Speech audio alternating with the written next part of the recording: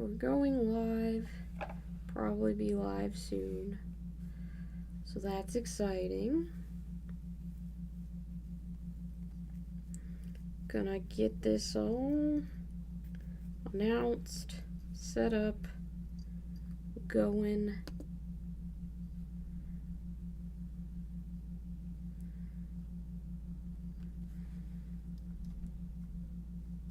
Gonna be working on Marathi again, because I haven't done that in like a week. And despite my hopes and dreams, she has not endeavored to paint herself. So looks like once again it's me to the rescue on this one. She has not endeavored to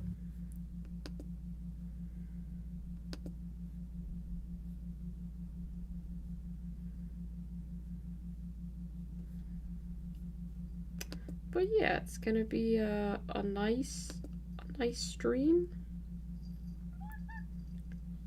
Hector is already here. He's getting his beeps in.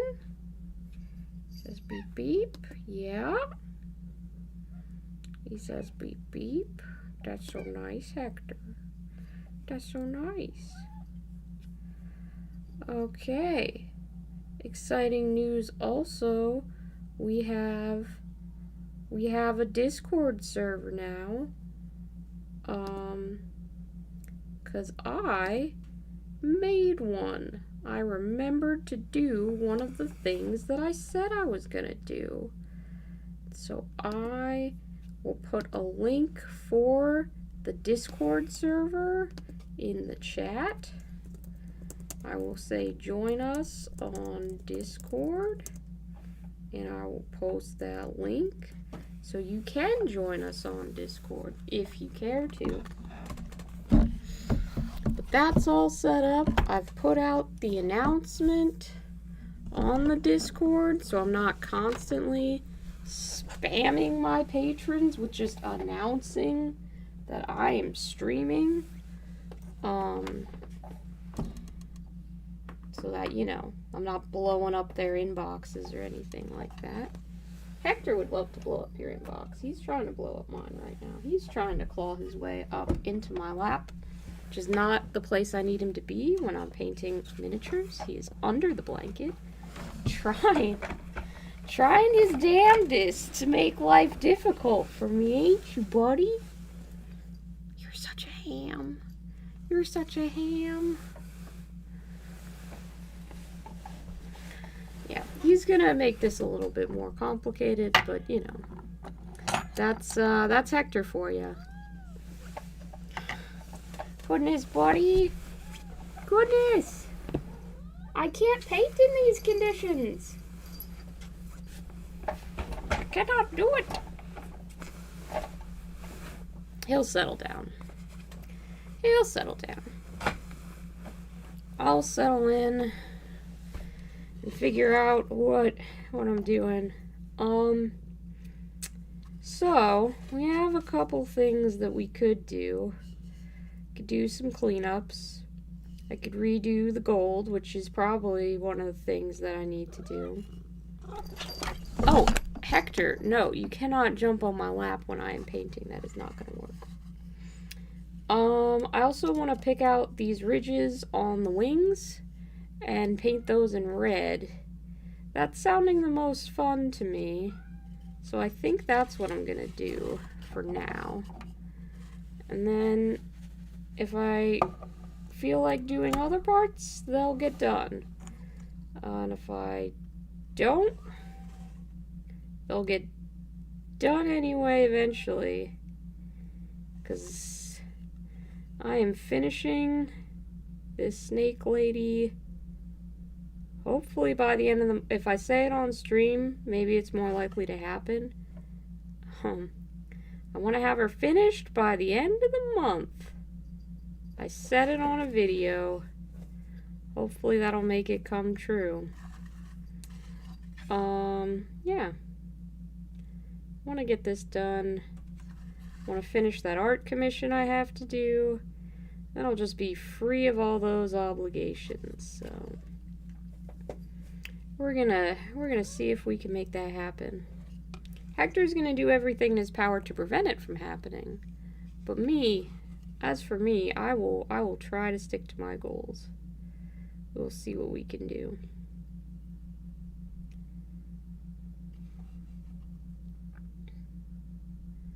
I'm hoping really that the blue and the red are gonna work for just looking dope as hell.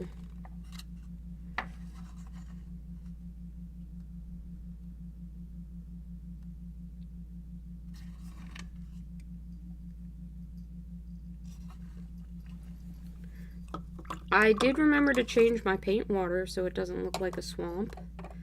Advancements in painting technology.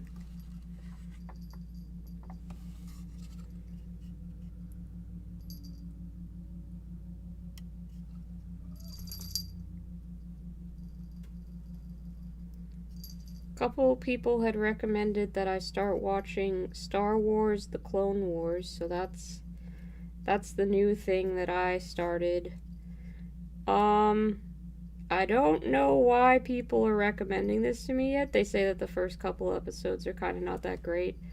But good God, everybody is just talking about... That whole show was just people throwing one-liners back and forth so far. Can't say that I'm a fan. I am streaming again. Hello, Josh. And I am working on a commission. Yes.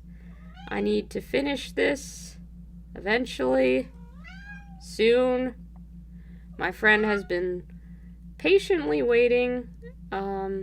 He's not been a jerk about it at all, which is nice, because, you know, having understanding friends is really great, but at the same time, I'm pretty sure he wants to actually use Marathi in games, because her powers are really devastating, and I hate fighting her, which means she's a really, really good model. But, you know, sometimes I get to paint the stuff that I'm excited about on stream, and sometimes I'm just like, I need to put in some hours on a project, and it's not orcs or funny little guys, so, I mean, she's cool, but I'm gonna try and do some fun parts, like bringing out some of the ridges on this wing, making it look cool. I think it looks cool. Hoping my commissioner will think it looks cool as well. If he thinks it looks dumb, then, you know, that's probably not good. So, yeah, a little nervous about that, but I intend to paint it, you know, the way that I would paint it, to the, like, we agreed on colors and stuff, but at the end of the day, it's, he did commission me to paint it, and I can't really paint it like anybody else, because I only know how to do my own style. We are commission buddies, Josh. We're commission friends. Both working for the man today. It's Friday, though. I don't mind working for the man. It's Friday, and I had a technical issue at work where my phone stopped working, and I couldn't take calls, and I had someone from IT contacted them, and they couldn't fix my phone, so they had to submit a ticket that I will maybe hear back from on Monday or later. So that means no phone calls for me for at least a little bit, which is kind of nice, you know. It's something. Can hope that the company will continue to pay me for my time. Be kind of big sad if they don't, but we'll figure it out.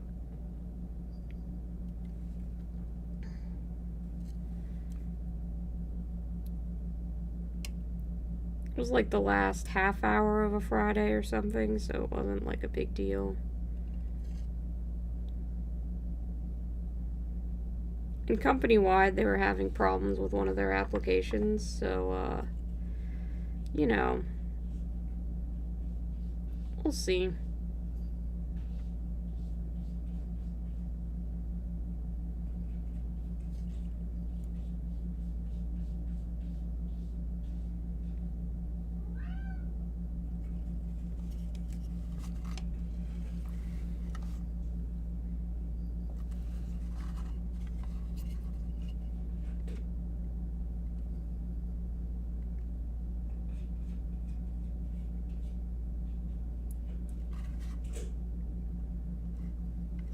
You're working on an elf guy with a cat on the base. Your coworker told you all he cares about the cat is black.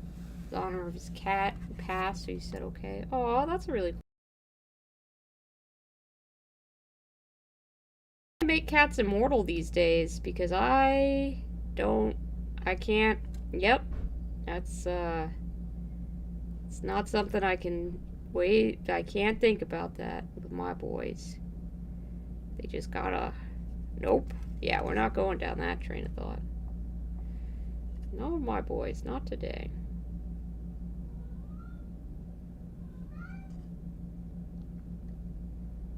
What is the big thing that I'm painting? This is the Shadow Queen.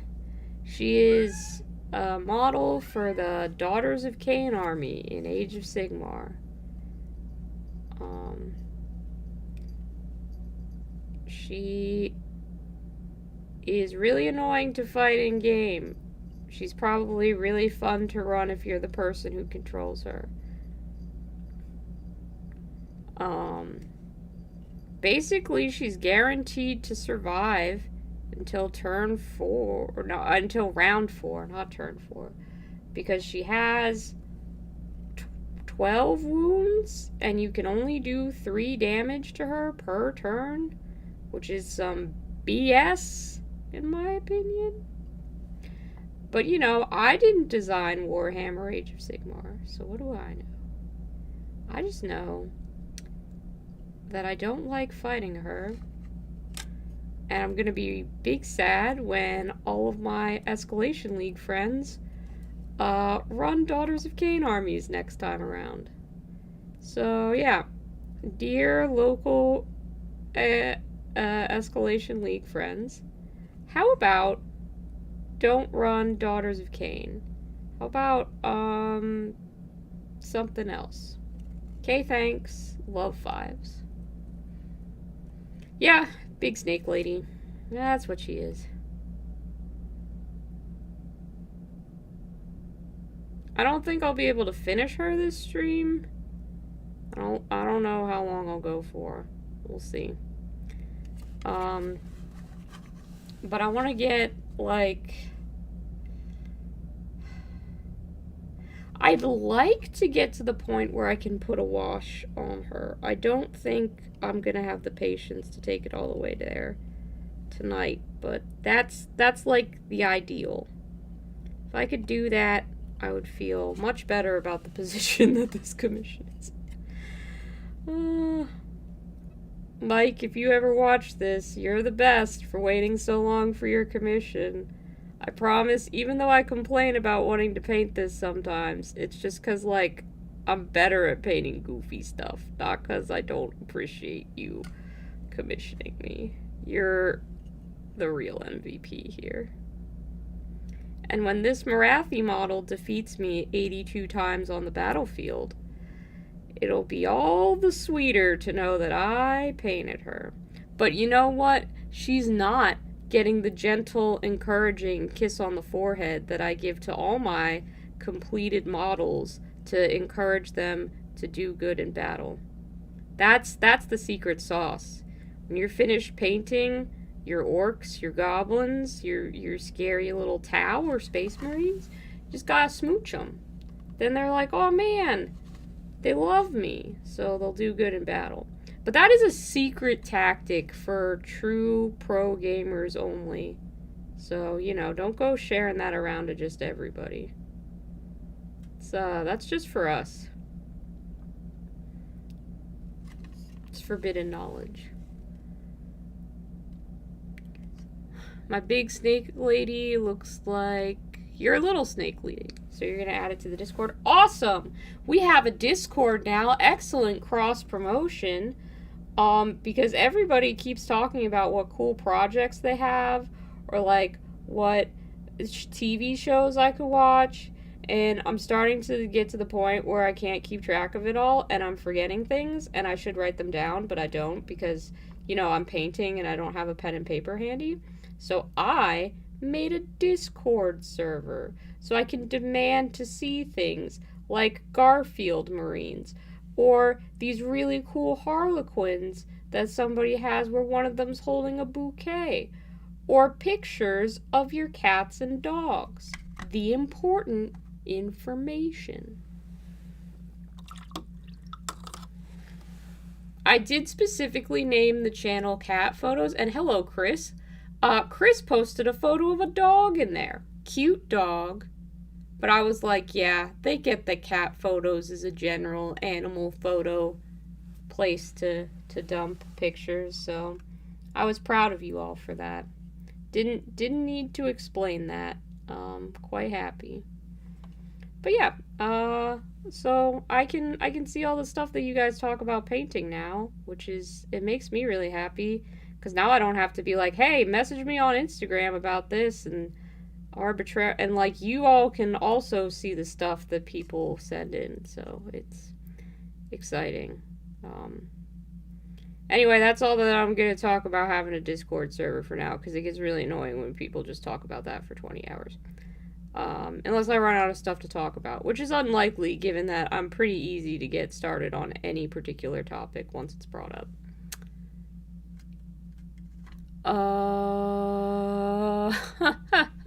Josh, I literally just said I was done talking about Discord, and you asked me about the fucking Discord server. Also, no, because that is inaccurate information.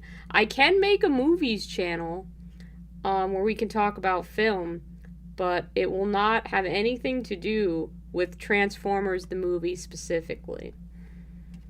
What is this model? Chris, this is the Shadow Queen. She is from the Daughters of Cain army for Age of Sigmar, and she is a commission that I am doing for a friend that I have owed him for a few months now, and really need to finish because I said I would. And like all artists, I need to rationalize my own having fun doing art time with the commissions that I have to finish. My friend Mike commissioned this for me because he knew I needed money, and I appreciate that he did so. I have this, and I have another commission to finish from my friend Destro. And then once those are done, I have finished all of the outstanding commissions that I have. So I will no longer have those, and I can just do whatever I want. And if someone asks me for a commission, unless it's something that I actually want to paint and can set a 6-month deadline so I don't feel any pressure whatsoever, I can say no. You just finished an overdue commission and sent it out this morning? Yeah, luckily, my commissioners are very understanding, and, like, I had a lot of shit happen in my life that I was like, yo, man, I can't also make art and do this, but I have to have the money that you gave me because I'm in a position right now, and so I could refund it to you in the future, or you could wait. And they both chose to just wait, because they're really cool. So, yeah, I am, working on that. What should I be doing instead of painting today? Probably filing taxes. I haven't done that.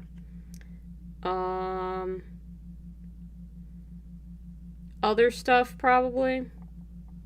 I don't remember all the stuff I'm supposed to be doing, but, there's a lot of it, and I haven't done some of it yet, so. I did shovel snow today, though, so I feel like that's a win.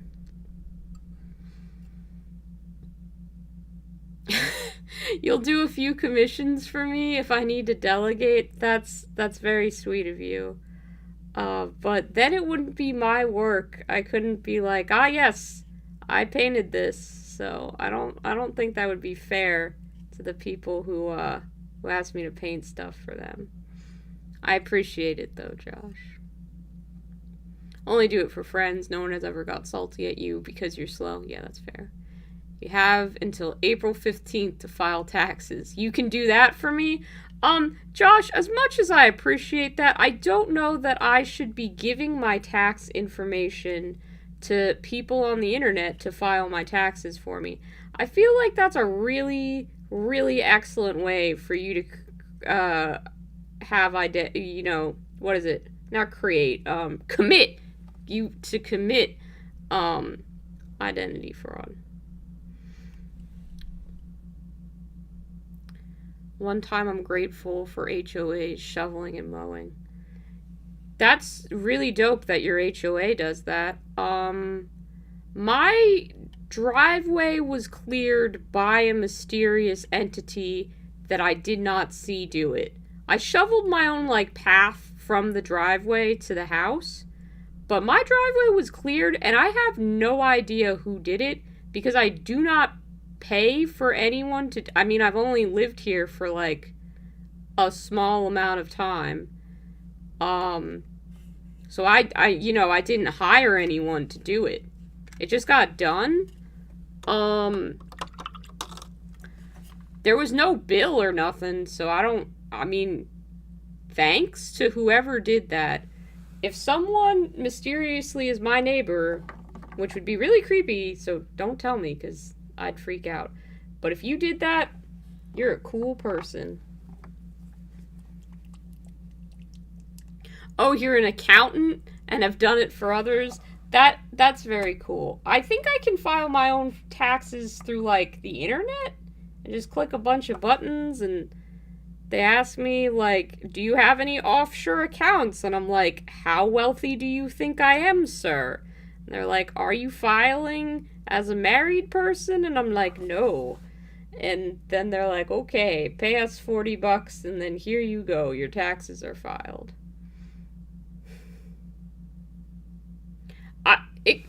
We can't be talking about no ghosts, okay? My friend Mark, he plays this game called Dead by Daylight, and he got me playing this game called Dead by Daylight, and it's an okay game. I've played it on a stream before, here on my channel, because my other friend Adam was like, how are you getting these kills?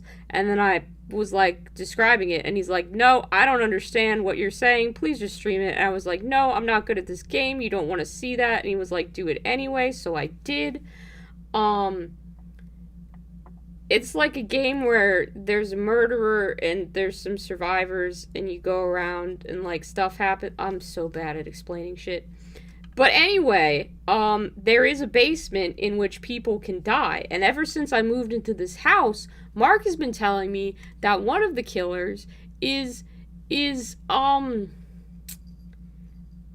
my basement, is just living down there. And I know that's not true. In my smart brain, I know that's not true.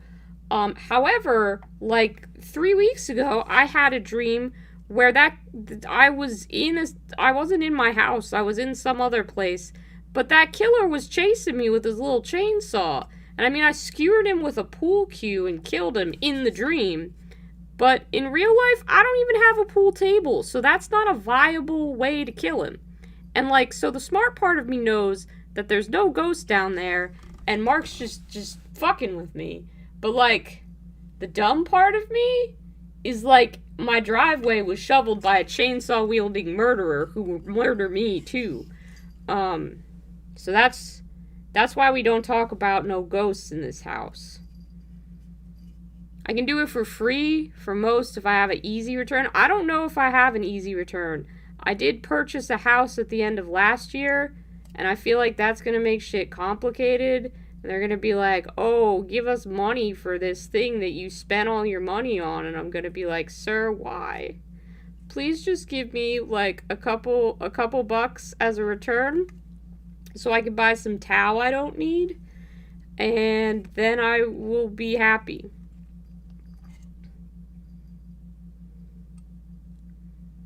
Remember the time I found the haunt? Yes, I do remember the haunted tape player in the garage. Yeah, that is also something that sticks with me. Thank you for bringing that up. I really appreciate that, GMJ. Thanks for that harrowing memory. How about no? I don't want to think about the haunted things that are in my garage. But I guess that would make sense though, right? Because all the snow shovels are in the garage. So if a ghost did shovel the snow out of my driveway, it would be very convenient for him to have found the shovels in there. I mean, I guess I can let him possess me on occasion, but he has to agree to, like, work 1 out of every 5 days at my day job so I can just, like, zone out in ghost land. We can work out an agreement. Like, as long as he can put in some time, I'm okay with being possessed for just a little bit. You know? Like, maybe he could take Wednesday. That's not even a hard day. The tape was there was no tape in the player, GMJ. It was empty. If I need ghost advice, get a Swedish troll. Yeah, the Moomins would probably help me out with ghosts. They've helped out with ghosts before. I think they're Finnish, though. Not Swedish. They might be big in Sweden, but I think they're Finnish in origin. If I need help with taxes, I will let you know, Josh. 9 times out of 10, I just let the internet do my taxes for me because it's less stressful. I'm not good with numbers, and I'm really, really just wanting to get it over with. And as long as I don't owe money at the end, I'm pretty satisfied. I don't really care about getting my maximum return because I consider getting any money back to be a freaking bonus. I'm not banking on a tax return. I'm hoping for one.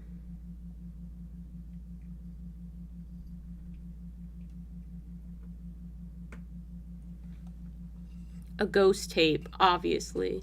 No, not Moomins. You're talking about a different Swedish troll? Am I losing the reference here? I think so. Sorry. I don't know if I know of any Swedish trolls. But the Moomins have dealt with ghosts before. That has happened on, like, 2 occasions.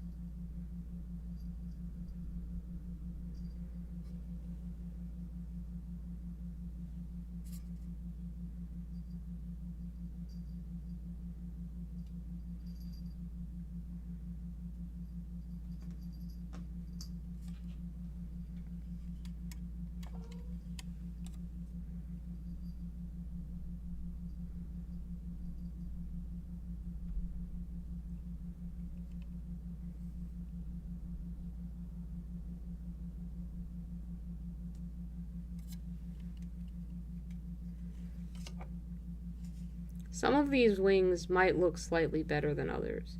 I hope Mike does not watch this stream in which I say, some of these parts of the model that you paid me to paint are just turning out better than other parts which are not as good. I mean, he must know because, like, he also paints minis and knows that sometimes it goes better than other times, but I don't want him to know professionally. Just sent you a picture of the troll you're talking about. Okay. Okay, hang on. If there's a haunted troll, I should probably look at it. The advantages of having a Discord server is I can just flip over there. See that? Okay, you put it in. Oh, Lord. No. You know what? I got alternative protection to the trolls. Oh gosh, stuff in the hobby work in progress chat is awesome. I hope I remember to go back and comment on it, because that snake thing, super cool. Yeah. Okay, I can't look at any of the other channels, because then I'll forget to go back and actually comment on it. This is going to be the distracting part of having a Discord. No, okay, let me show you, actually. Let me show you what I got to ward off ghosts, because I think it's going to be pretty effective. Right? Okay. We're taking a field trip. We get to look at this disgusting carpet that I will eventually get replaced. And over here. And there we go. This is what I have to ward off the ghosts. And frankly, the thieves in my house, if there ever were to be one, because they have to know that a person who puts this cursed Furby on their wall is not secure in mind, body, or soul. Also, there is a Hector. He's screaming for attention. You are such a little ham. You are! You just do it because you know you can get away with it, heck. But anyway, yeah. It's not a troll, but I think it'll do its job. Is it a Mothman? I don't really think Mothmen protect against ghosts. They just sort of warn of danger, but in a non-specific way. That's their whole shtick.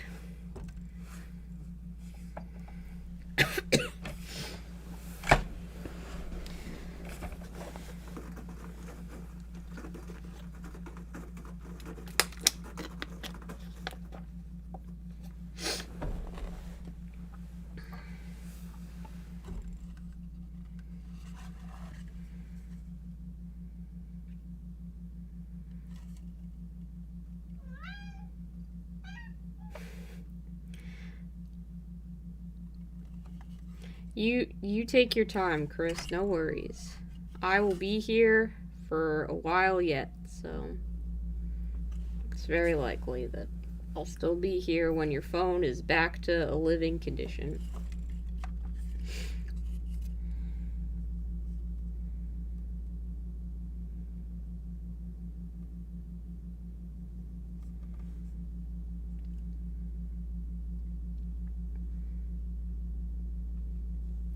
Good luck with my inferior Furby trolls and ghosts. Thank you. I appreciate that. Yeah. You know, I'm doing the best that I can with what I have available at my disposal. I'm hoping that there's, you know, just not a ghost in my house. But, like, if the ghost wants to live in the garage, I really don't have that much of a problem with it, because I'm, like, never in the garage anyway. If he wants to hang out with all the woodworking equipment, like, go for it, man.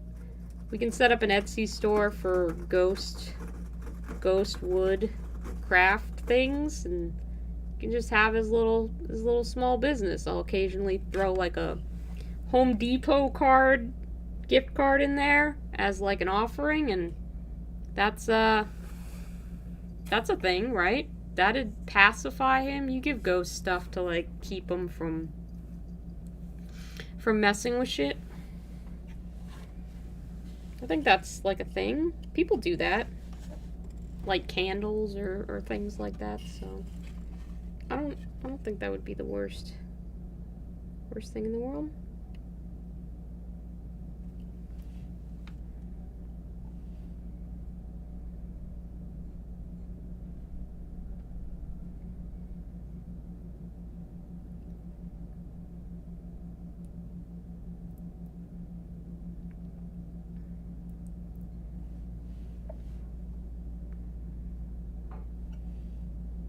So far, though, nothing else haunted seems to have happened. I haven't found any more cursed tapes or stuff moved around or anything like that.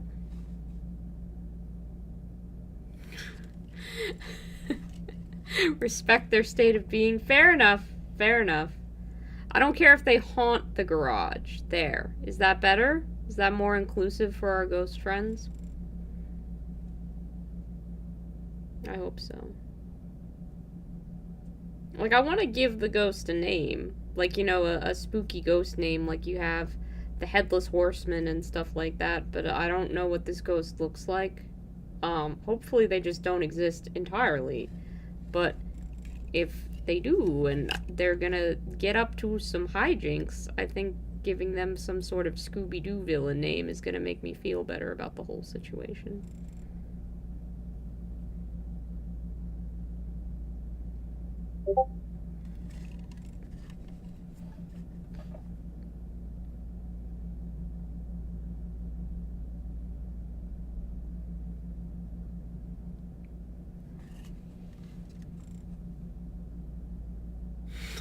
How the life is still... Oh, jeez. I mean, it's just because I'm not in the garage. I'm not really using the garage for anything. It's free real estate. I mean, it wasn't free real estate for me. I had to pay for that real estate, but the ghost doesn't.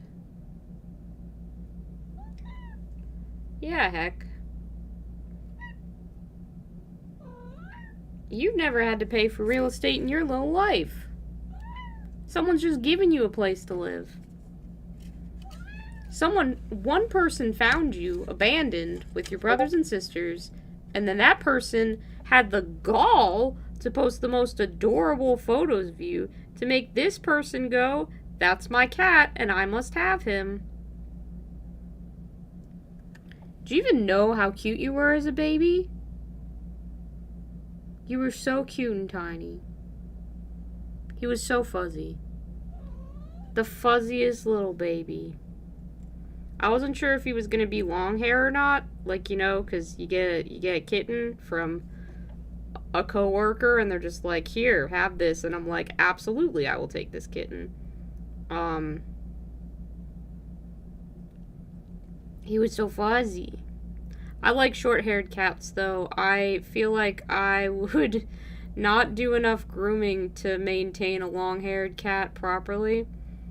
So I'm very pleased to have my little short hairs. Lobster especially doesn't like brushes. I need to try out different brushes. I don't know anything about the ghost economy. They pay their ghost taxes on your living room, and you relegate them to the... Listen, if he's paying ghost taxes, I ain't seen none of that, okay? None of that money has come to me. I suppose if it's a ghost tax, it must go to, like, the Ghost Bureau. I don't know. Ghost Council? Why doesn't he just go live at Disney World's Haunted Mansion? They have 999 happy haunts, but there's room for one more. Josh. That was more threatening than I meant it to be. I'm sorry.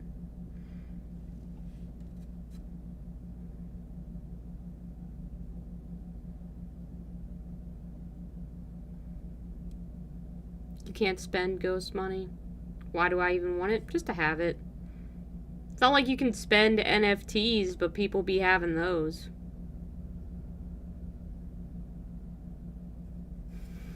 Ghost.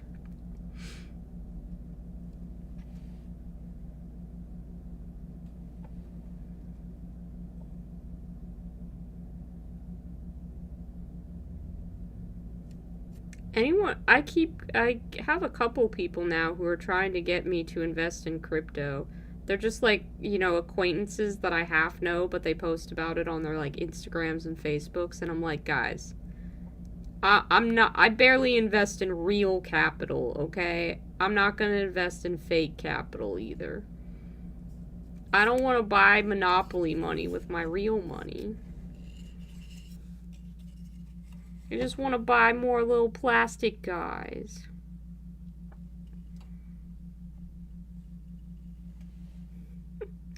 Ghost bigotry. You're really on about this today. Gosh. You're passionate, Josh. I didn't know you were such a ghost expert. An expert on, like, the ghost economy, too. Is that how you got your accounting degree? Did you specialize in ghost money management?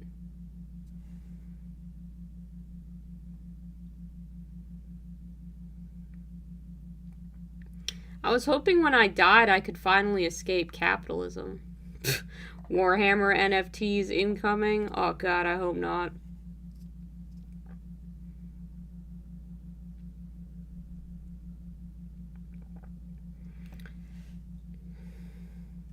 Listen, I don't want to see the fights that's gonna break out if people can own little photos of Space Marine heroes.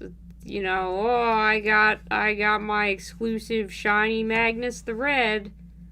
He is mine now. No one else can have him. And it's like, I could just go buy the miniature of him. Well, look at me. I got Kragnos. You know what I got? A bunch of orcs. They're all painted. They have little names and little backstories. I think that's more valuable than your little photo there, sir. It's a side hobby.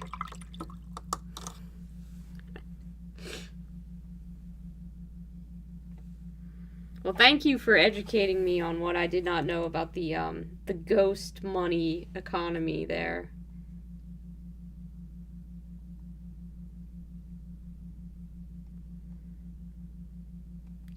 Magnus the NFT did nothing wrong. Yeah, Magnus did nothing wrong.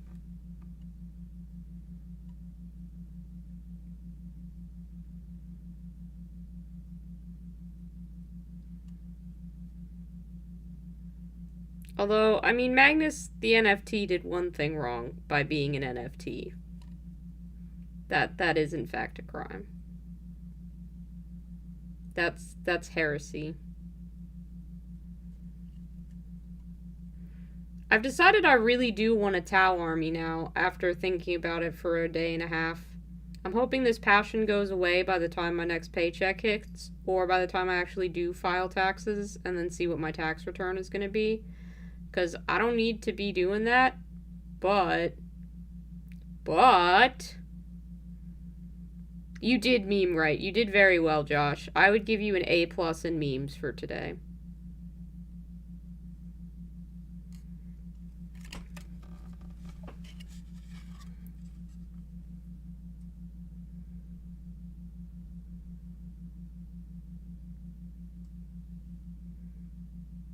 It definitely helped, too. I was arguing about ghost law, and look how much we accomplished.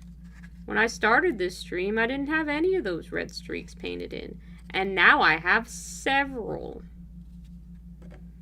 Almost the whole back of the wings.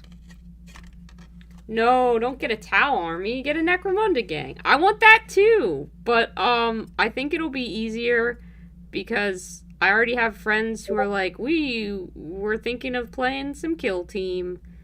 So it might be easier for me to start up a kill team games than it would for Necromunda. I'm sure I could find people who would want to play Necromunda, but will they invest in buying Necromunda gangs? That I don't know. I should just paint up their Necromunda gangs for them. Like, I'm sure if I bought Shane a Necromunda gang and painted him one, then he'd just be like, yeah, I'll play Necromunda with you. But, I don't know. I guess I'd have to check on what the starters are and see if I like any of them. Yeah, I wanted a Corpse Grinder cult. That's the one that I wanted. I like the fact that they were just like me, and they got sick of their job and said, we don't want to do this anymore. And instead of just finding a different job, they were like, we're gonna kill people, I think. Ooh, Gorka Morka sounds fun. That sounds orky. I don't know anything about Gorka Morka. That's a lie. I know, like, 2 things about Gorka Morka. It has orcs, and it has orcs and vehicles. So, that's, yeah. If it's, like, Mad Maxy, that probably would be fun.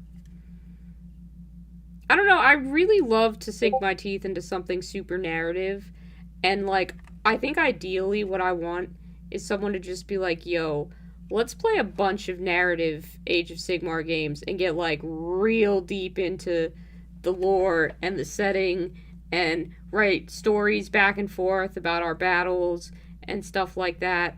No one's gonna do that, I don't think. I don't think anyone around me has the patience and the will and the drive and the madness to do something like that, but that's the dream, I think. That's the dream. Mad Max orc game. Vehicles can hold as many orcs as you can pile on them without them falling off. If they fall off, they take That's adorable! You mostly play war games for the narrative. That's a dope reason to play. I don't know why I play war games. My friend Adam asked me once after I explained how I had been defeated, and he's like, "You do have fun playing these, don't you? Like, what is it that you get out of them?" And I didn't know how to explain it, because it's not like I am a great strategist or anything.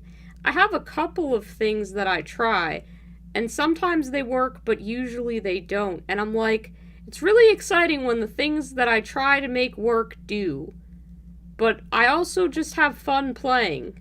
And he's like, but what is the fun part? And I'm like, I don't know. So I've been trying to figure that out. I haven't yet. I don't know why I think Warhammer is so fun. I'd love to be able to put it into words someday.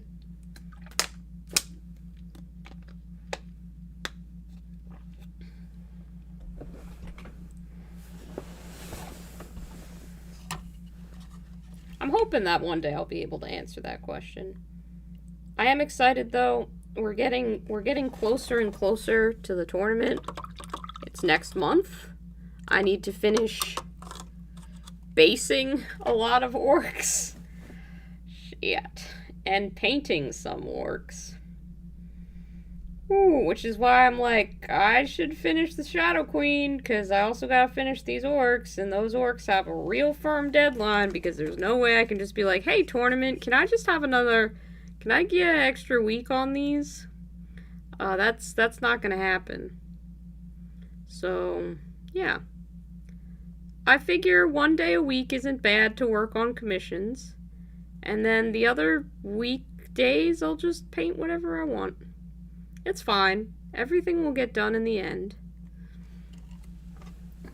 And people who are patient and understanding are good to take commissions from, and, you know, it's gonna work out. It's gonna be fine. Just like these wings. They worked out. They look fine.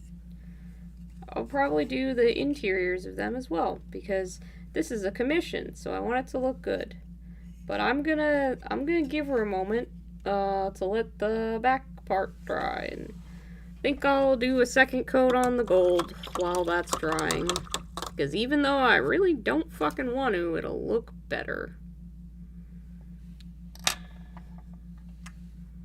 Pushing dudes around the mat is pretty fun. I think it's that simple. It's like I'm 5 and we're playing War with Legos. Exactly, yeah, there's like a real playground element to it. It's kind of like D&D, where you're like, I am playing make-believe, but with adult rules. Do I get satisfaction of pushing my candy-colored warriors around a table where everyone else has them grimdark? No, I don't get that satisfaction, because the painters in my local area do not paint in a very grimdark style. I have a lot of colorful armies to fight against, including Ideneth Deepkin, who are painted like the water is lava. My friend Shane has an Ironjawz army, where the colors are pink, purple, and bright blue. The Nurgle army scares me, but even them, they're pretty brightly colored for Nurgle. Brody's got Lumineth, but they're like white and gold and red, so they're not very like grim dark. Cities of Sigmar isn't particularly grim dark. They're pretty colorful. I guess my friend who has Sylvaneth is a little bit grimdark. They're like winter Sylvaneth, so they're kind of like dark wood, and there's like frost texture on them, so they look a bit haggard, you know, like they've been through it. I'm trying to think who else. We have another Lumineth army, but they're again pretty brightly colored. Osriarch Bone Reapers, I guess, yeah. Those ones are a bit grimdark.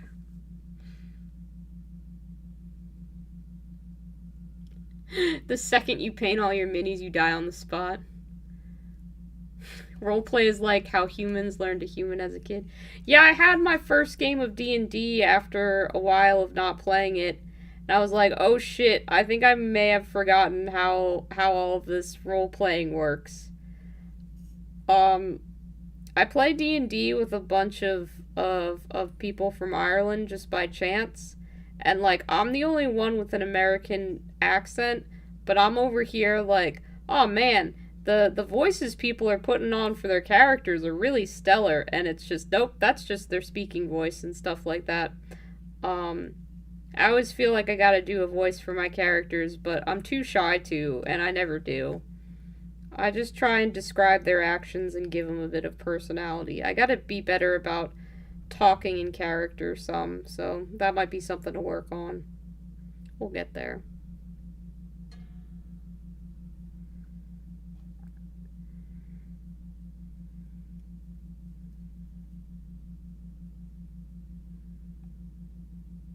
Yeah, it does.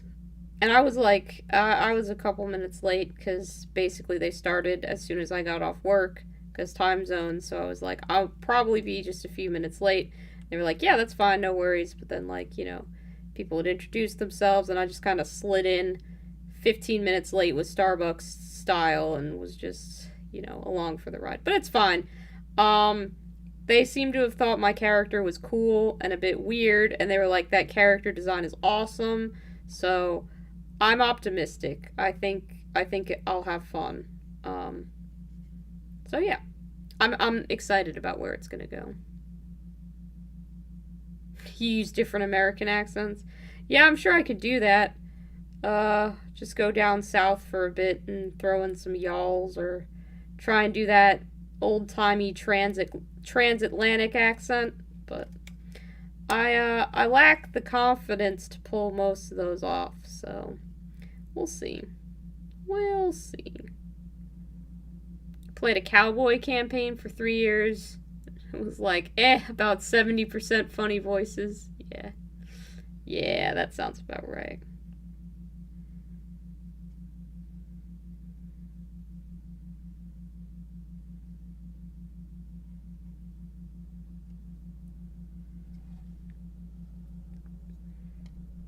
This gold does look better with a second coat. Despite me not wanting to put in the time to do it, it does make it look nicer.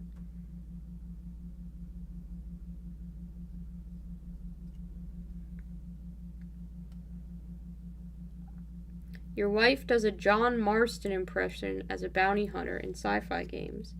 That sounds cool.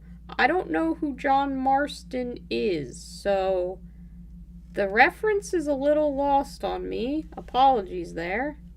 There is so much in this world that I do not know. Yeah, I once had a character who was like, they are Scottish, but I am not, and I'm not gonna try, so yeah. Just picture everything that is said with a Scottish accent. And they were like, alright, cool.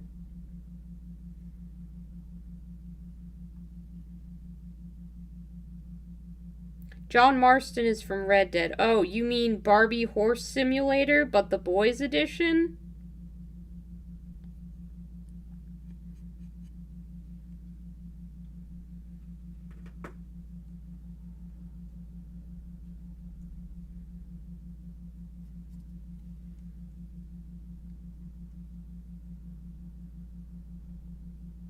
She can get the rhythm of it, not the gravel. I'll take that. Good. You don't have no choice. I've never played Red Dead Redemption. I didn't really want to be a gritty cowboy man. Who's, he's that to me, protagonist from Red Dead Redemption. Is his name John? Of course it would be John. That's the most boring name it could possibly be. But he just seems like another freaking Geralt of Rivia type character where he's like, my personality is that I am gruff and indifferent, and society has made me a harsh person who grumbles and complains about shit, but I have a secret heart of gold even though I act like a dick sometimes. And I don't know if that's accurate. That's just the impression that I get. But I am so freaking tired of that character archetype. that I was just like, yeah, no, I don't need to spend $60 on this. I'm good. Thank you. Games are expensive, and I fall off playing them really easily. Like, how many times have I said that I need to go back and continue playing either Resident Evil or Final Fantasy VII, and have I done either of those things? No. I've sat down and been like, I don't want to play video games. I want to do something very passive, and I've just continued to watch TV. So, yep. Video games will happen if and when I'm good and ready to play them.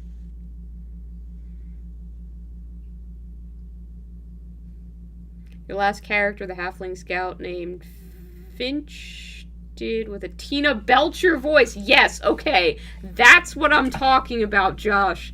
That is what I would like to see. Yup. Pro that. 100% in favor. Absolutely. Yep. That's a good choice. You made a good role-playing decision there. I approve. I approve. Damn my accuracy on John Marston, so I was right. I took one look at that character and I knew everything about him.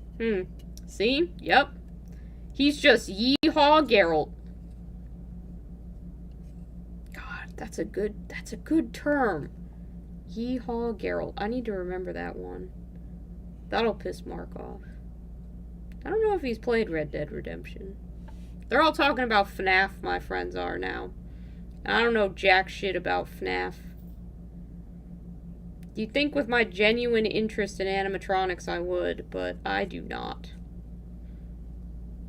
You still love them though? I mean, that's fair. You buy models instead of video games now. I try to engage in as many different facets of hobby as I can. I love media. Like, movies are such a huge part of what I enjoy, like, as a person. I just enjoy storytelling in a visual form, so, video games, movies, TV shows. Try and take it all in.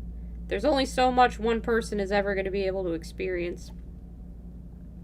I used to live near a decent live theater scene, but now I'm kind of far away from that, and I miss it. I love plays.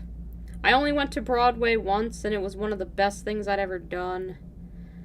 I went to Broadway in 2019, the year before the pandemic hit, and I had thought that maybe I should just put that trip off for another year, but then I was like, you know what? Screw it. I have the money now. I'll do it now. That was one of the best decisions that I ever made. I got to see Hadestown with the original Broadway cast. That was a good-ass choice. I do not regret it. I would like to go back and see more Broadway shows. It was the highlight of my year. And then that Broadway show won like 5 Tony Awards, so yeah. I wasn't the only one who thought it was good. You think doing improv and acting is what got you into RPGs? That's pretty cool. I was always too shy. I don't think my family did a lot to help me build any kind of performing like confidence, because if you did anything weird, people would just talk about it for like months, just bring it up and joke about it in our family, and maybe that was their way of trying to be like endearing about stuff, but I just tried to be as normal as possible so that nobody could make fun of me for stuff, and I think that really held me back on a couple of things that I could have had fun doing, like just dancing around my house and trying out for stuff in theater. Like, I fucking go all out singing the songs for Sweeney Todd now that I live alone. I remember when I wanted to try out for Sweeney Todd at my school when they did that play, I got so nervous about how I might look on stage that I ended up puking in the bathroom and just not going to the audition. So yeah, there's a bit of stage fright there. You were supposed to see some Broadway on Broadway, and then COVID hit. Yep.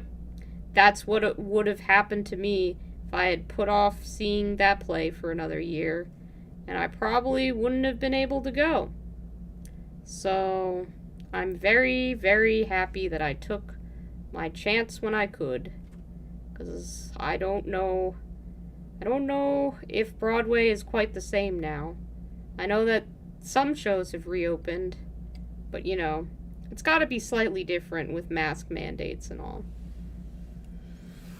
You were a spaz, you had no shame. I mean, that's great. That's great. I wish I had that kind of confidence. Confidence is still something I'm working on, but we're getting there. Like, it's hilarious that I can do these live streams now to me, and I still get a little bit nervous for them, but they help me build some confidence, so that's good. But like, whenever I'm about to voice record, do the voiceover for a video, I get nervous to do that. And the only person who's going to be hearing me doing that is myself. So how that makes sense, I couldn't tell you.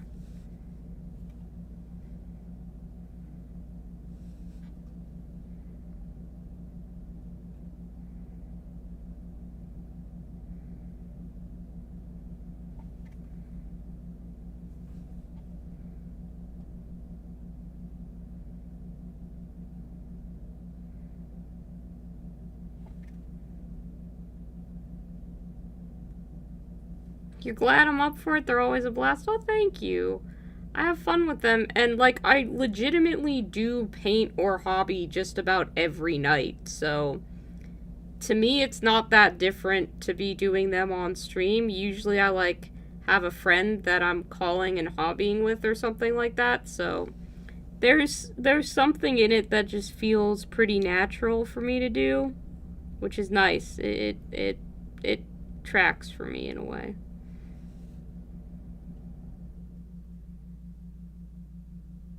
I don't know how to be like a streamer in any real sense. This is just me talking. But from what few streams I have watched, it seems like that's all it is. It's just people talking. So, I guess there's no like big secret to this. Do I think it's easier to do the live streams because I'm just chatting? Yeah, sometimes it is. And also, this isn't like... To me, it doesn't feel like this is being recorded because I don't have just like a mic in front of me and a screen. My mic is off slightly to the side. I don't record my voiceover while I'm painting. I do it afterwards, so I also, like right now, have something to do with my hands, which probably helps. I have a lot of like, when I want to not be nervous, I like to have something to do with my hands. So crocheting or painting or just fiddling with like a ring, which I used to wear on my finger. I have this ring, but need to get a new one. It's started getting rusty because I wore it so much, so I had to take that off. But I need to just get a bunch of really cool rings. I had one with an eye on it that I liked a lot. I like stuff with eyes on it because Magnus Archives podcast makes me feel like I'm cool. There's a lot of eye imagery involved with that podcast. I'm not cool, though. I'm a nerd like anybody else.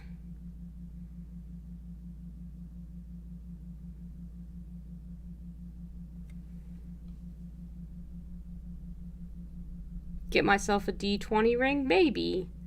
Maybe.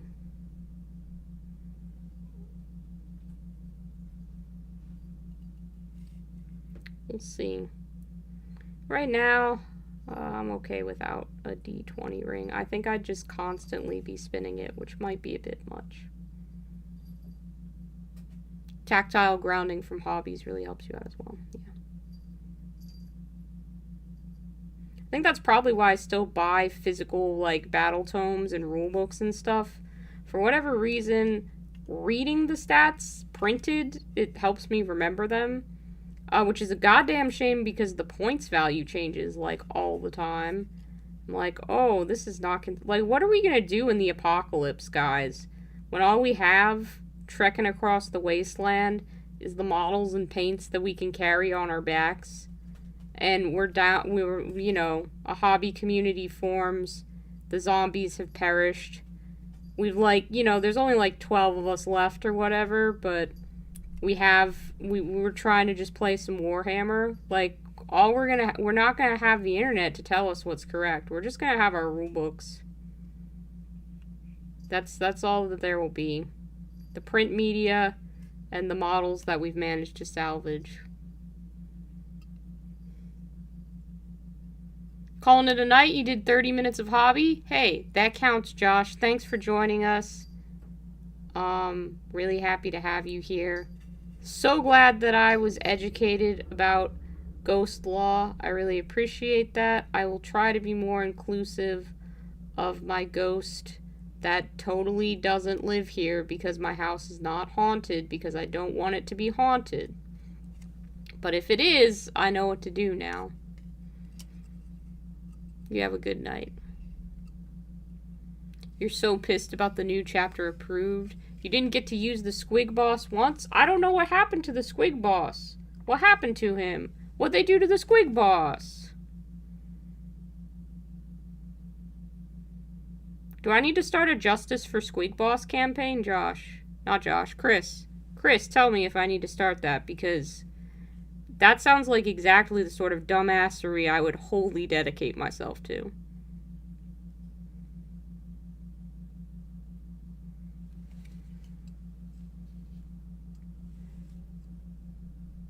Ah, he got a nerf? Okay. Commandos are worse. You have 30. Well.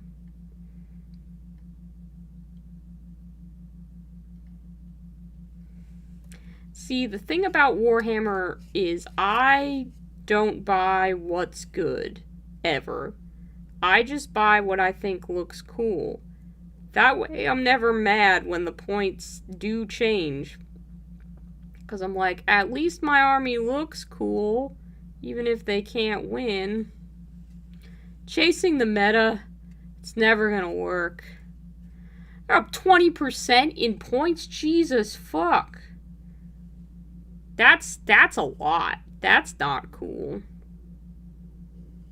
I'm so worried that they're gonna raise or change the points cost on my orcs before the freaking tournament, and then I'm gonna have to be like, well, these orcs cost different amounts now, so I gotta do the calculations again. I really don't wanna, because I barely did them right last time.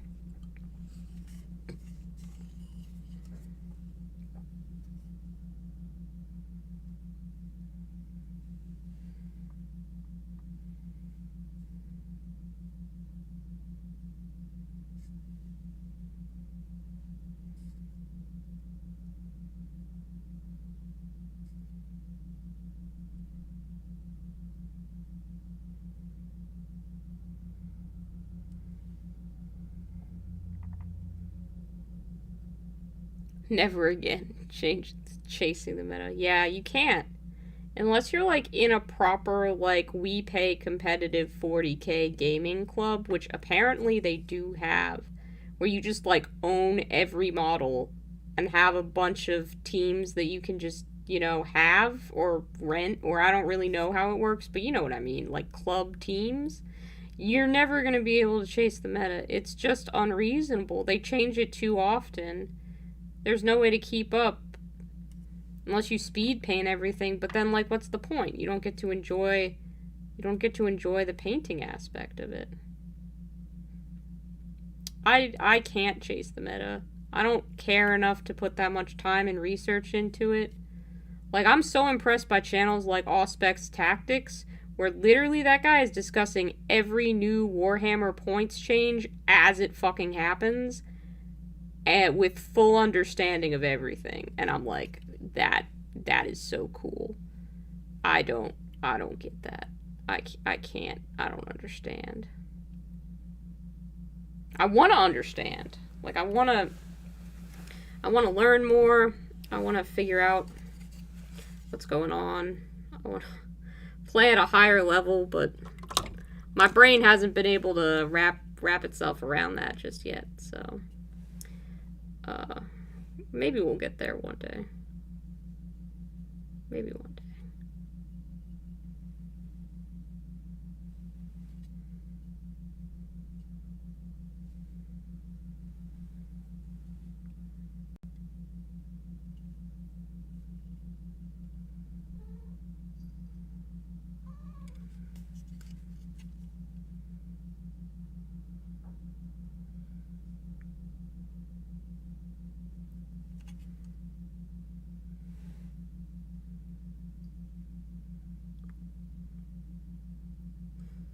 You just wanted some good stuff.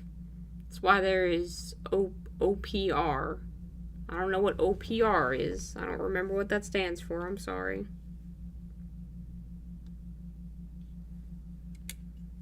Could make up something that OPR stands for. Oreo point reduction. Operation Penguin Renegades. Yeah, I could just make up stuff all day. It's never going to be correct. It's probably really simple. Ow. Marathi's just gonna freaking stab me while I try and finish painting this wing, apparently. It's not fun. One-page rules. Right, I know that. Goober's always in here talking about one-page rules. I think it would be amazing to be able to fit a game on one page. It's a Warhammer derivative. Yeah, I've heard about it. I've heard about it.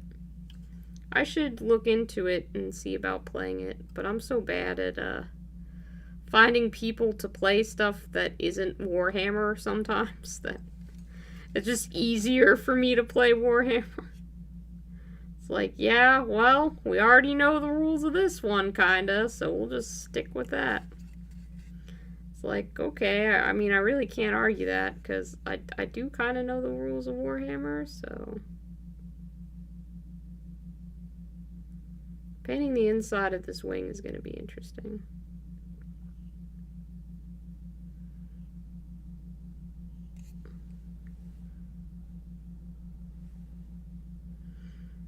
It's a good thing that I like set a goal on Patreon to fund a better camera, because if not, I have so many wonderful, lovely patrons, and I've just kept all my patron money in the little patron bank. But I would definitely be using some of that money to buy more cool models. I would invest in Necromunda and Kill Team, and get those Tau. So self-control is really a hell of a thing. It's really hard to get Warhammer players to play anything else. I've yet to meet a wargamer that plays any of my games. I have 2 armies for everything. Damn. I mean, I want to try out new things. I don't know, like, you know, I don't always have someone to play with or try out stuff with, so I need to find more people who are willing to try out some skirmish games. Like I have friends for board games for sure, which is great. I love having board game friends, and we've played a couple different board games, but I'd really love to find someone in my local area who's just into like skirmish games.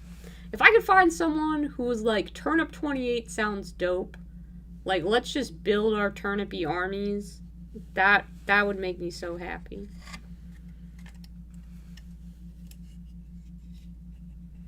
Yeah. I mean, I don't mind Warhammer. For all the complaints that I could make about Warhammer, I made so many friends through Warhammer. I've had so much fun playing at my local store. Obviously, I've invested a lot of time and effort and money into Warhammer, so it's not like I'm offended when people are like, I want to play Warhammer. I just want to also play everything else, because playing make-believe war is fun, and I want to do all of the battles. Have I tried solo? There are solo war games that you can play? Did not know that. So no, I have not tried that.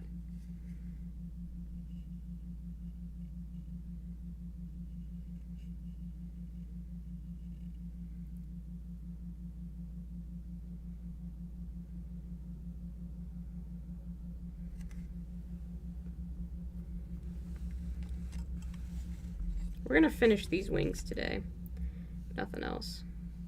Don't really want to. I can't see the inside of that wing for the life of me. It's gonna be a pain, but we're gonna get there and we're gonna do this.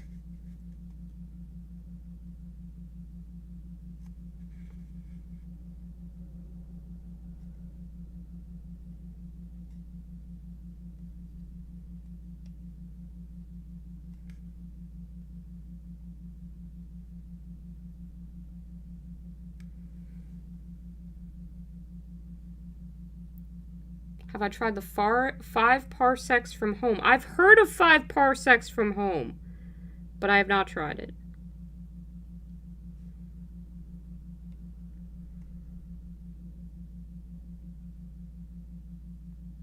You're gonna ask me if I've tried a lot of things. I've tried, like, no things. I'm not confident in my ability to read and comprehend rules, so I tend to just not. I like to be taught games by people who already know how to play them. That works out best for me, because I don't think I interpret the rules in the way that is correct most of the time, which is unfortunate.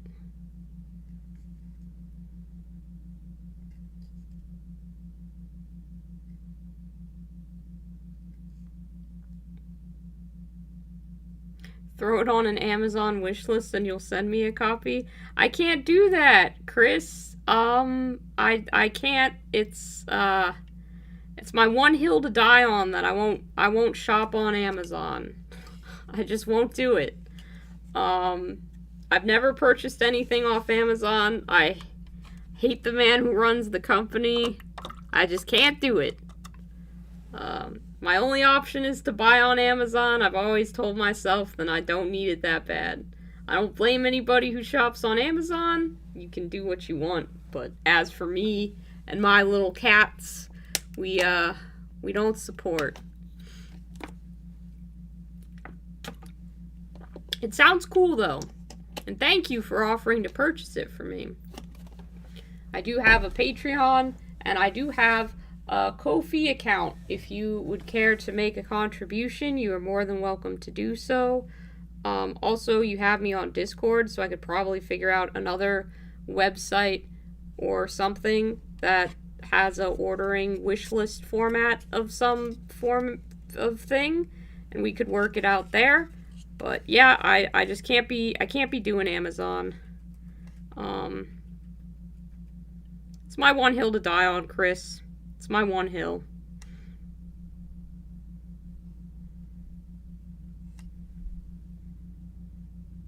That's absolutely fair. Thank you for understanding.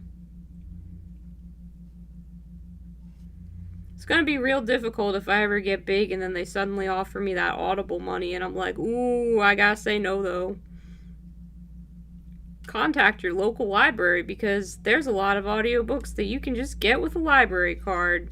And you don't have to spend no money on those. They might not be Warhammer audiobooks, but Terry Pratchett books are from my local library. Series of Unfortunate Events books from there. Got literary classics. Yeah, they might not have the fanciest recordings and celebrity voiceovers, but they still good. They still good.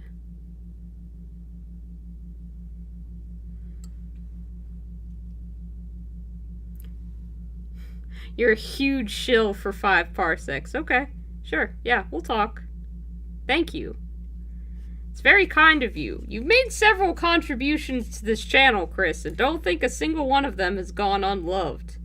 I am frequently astonished by the people who decide to use the money that they earn at their jobs that they probably don't like very much and give it to me. That's very kind of you guys. I would love to not have to ever have a job that I don't like someday and just be able to do this for a living. And it's because of kind folks like you that is even a relative dream in my one day future brain. I mean, who knows where this is going to end up? In the grand scheme of things, I've barely started, but it would be really cool to get to that level one day. I don't know how to do that exactly. I just kind of hope that making small improvements to the channel and hanging out with people like this is helpful. It's a drop in the bucket. And you love your job? Okay, that's awesome. I don't like mine, but I have to work customer service. And if you've ever worked customer service, you understand exactly why I don't like my job. Because customers are kind of the worst all of the time. Like, basically, if you think about it, it's no wonder that I have trouble realizing when I'm in a bad situation, because all of customer service is just really conditioning you to be okay with abusive situations. Like, you're supposed to apologize for stuff that's not your fault. You're supposed to, just accept other people being angry at you, and, you're supposed to think about their emotions more so than your own. And it's like, oh, they're not angry at you. They're angry at the company, is what they say. Like, no, man, I'm pretty sure this Karen who's ready to spit venom is very angry at me personally, because I told her that there is no such thing as this imaginary, thing that she's made up in her brain as to how stuff should go. So, yeah, it's not great, and I'm very excited to speak with a professional about how I feel about it and come up with some coping strategies, because I, unfortunately, currently need money in order to live and participate in society in America. So I gotta do this at least for a little bit. Oof, yeah, you don't want me on the... Man, I don't want to be on the line with a customer, but it pays the bills. So, that's what we gotta do. You tell me though, you get a better job, you need a little goon to just hang out in the office. I'll be an office goon. I can do that. Honestly, no, I can't do that. I'm only interested in jobs where I don't have to leave the house right now. I lied. That's part of the reason why this customer service kind of works out, because I can do it from home. So that's kind of nice. There are benefits to it. There's just also a lot of things that suck all of the time.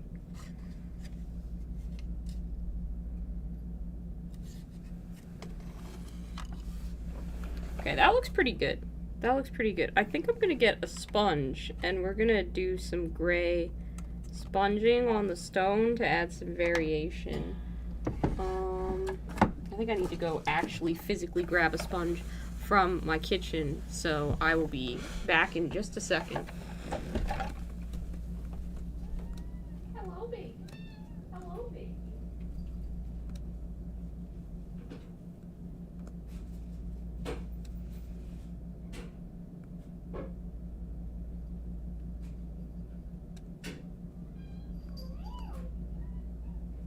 Hello. Hello. Hello. Back with tiny bit of kitchen sponge. Oh. I'm glad, though. It's always nice to hear that there are people out there who actually like what they do for a living. It gives me some kind of faith that one day I might also be able to have a job that I don't hate. But, it's hard to believe that's a thing. Grabbing a coffee and a smoke, absolutely. You have fun with that. I'll still be here. We will be working on more of the Shadow Queen.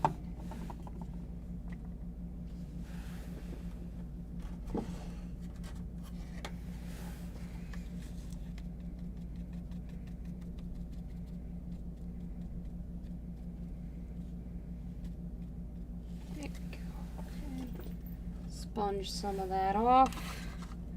Get it on columns, things. Should add a little bit of variation. Hopefully gonna make it look more like stone.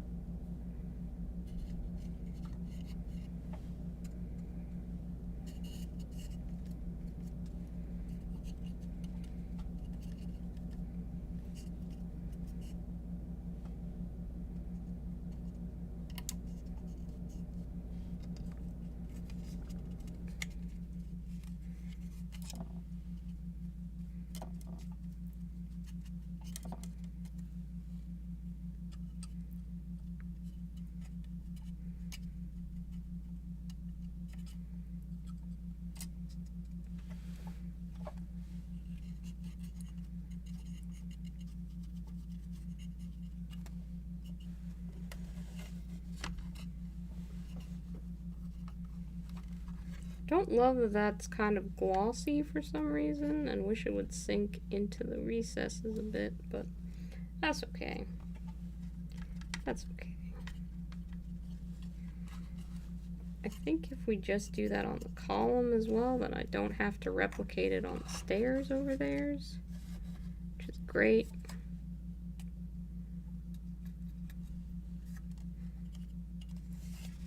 I just put a little bit on.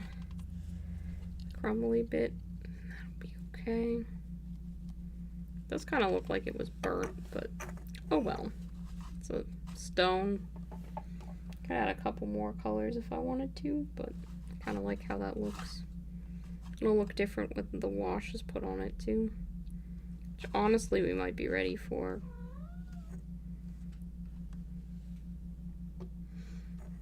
I just think I want to add a bit of something. Got some contrast paint, so that might be good for adding to the scales, because I'm just not sure if I want to put a wash over all of this model. Some parts of the model, sure, but I don't know if it needs to be there for all of it. I do want that tail to be nice and sharp, prominent, standing out.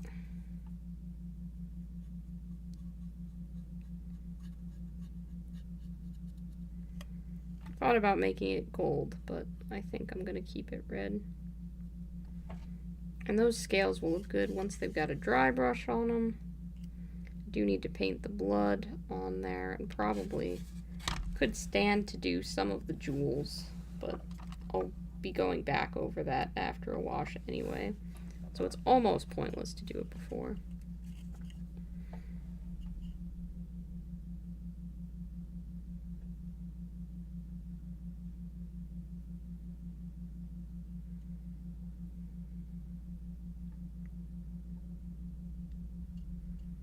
You're really digging the blue and red combo? Thank you. Thank you. I realize I forgot to do these sections, so I'm not ready to put the wash on yet. But that's normal. We usually forget like 36 things and then have to go back and redo them. Because we're like, oh, it's time to put the wash on now. And it's not 5s. It's never time to put the wash on. I thought the blue and red combo would be strong. And kind of give it like a unique look for this army. I know that my friend wanted something that would kind of stand out, but also would fit in with the rest of the army that he has, so I'm hoping that this will, like, be the vibe. But I also don't get to paint this like candy, so I have to use all my color theory tricks and brain knowledge to try and make it look good, as opposed to being like, and then I'm gonna paint its beak like a waffle cone.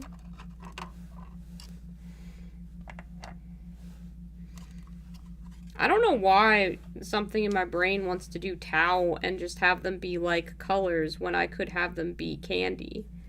I should change my mind and do candy Tau, because Obviously, that is a good concept. Not that I have the money for a Tau army. I don't know why I keep saying that I want to do this when it's like you haven't filed your tax return yet. You don't know that you're getting any bonus money to buy any dumb Warhammer shit that you want. You already have all this other Warhammer shit that you could paint. So just paint that and then worry about Tau in the future. But sometimes, you know, your brain just gets really excited for a project for no rational reason. And it's pretty hard to talk your brain out of doing stuff. Maybe that's just my brain. You're a huge fan of, like, vibrant primary colors? Yeah. Yeah. I like it, too. The idea I have for Tau, I don't think you were here the night we were talking about Transformers, the movie from 1986. But I watched that for the first time on a friend's recommendation. I thought it was horrible. Like, it just was introductions of characters for, like, the majority of the runtime. And the plot was nowhere, and the dialogue was pretty bad. But everybody was just like, wow, Fives, you are incorrect. This is a great movie. I did agree that the music slaps, even though they use all of these, like, power ballads for fight scenes where none of the fight action hits on any of the beats in the music. So it's like, it doesn't actually work as well as I'd like it to. But the songs are pretty good. But anyway, my favorite part of the movie, like, my favorite characters, aside from Astro Train, who was just a space train, which obviously I'm gonna like because a fucking space train, were these little guys called Constructicons, and they, like, put themselves together into a bigger, scarier Transformer. But I just like that they fought with the power of unionization, and they had this, like, sick lime green, purple, and gray color scheme that I was like, I want to do Constructicon Tau. And I don't need to. Like, I could paint Tau in a way more, like, brand-appropriate color scheme, so to speak. Like, obviously, Candy Tau should be what I'm doing. You could do a gingerbread suit. You could do a hard candy suit. You could do so many things with Candy Tau, but my brain is still fixated on Constructicon Tau, and I need it to not be. So, yeah. Tau that I can't afford anyway, so it's not like it's happening, but that's theoretically where the hobby mind has wandered.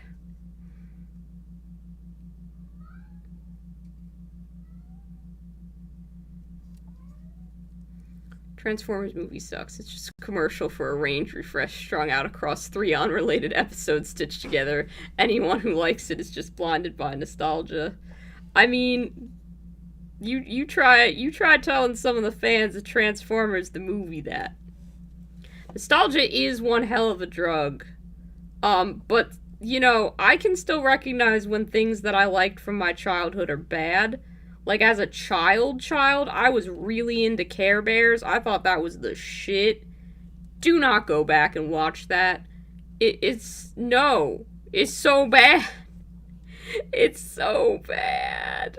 There's no good aspect of Care Bears. It was not worth trying to revisit. I mean, obviously the pastel color schemes were very pleasing to the eye, but there's absolutely no substance to the Care Bears whatsoever. There's not. It's nice when you go back to something that you liked as a child and it's still good, or you still get, like, a fun bit of nostalgia from it. Like, when I was a kid, I thought Secret of NIMH was terrifying. And going back and watching that film, I'm like, yeah, that's justified. There's some very spooktastic scenes in here. That's some spooky shit. Or, like, All Dogs Go to Heaven? Like, what the fuck? There's that whole sequence, that nightmare hell sequence used to scare the absolute crap out of me as a child. That's some fucked up shit. You know, there's like a whole 20, 30 seconds that's cut from that because they deemed it too scary for children. And that's surfaced on the internet somewhere. I have that stored away. Someone posted that on Tumblr forever ago. But yeah, horrifying.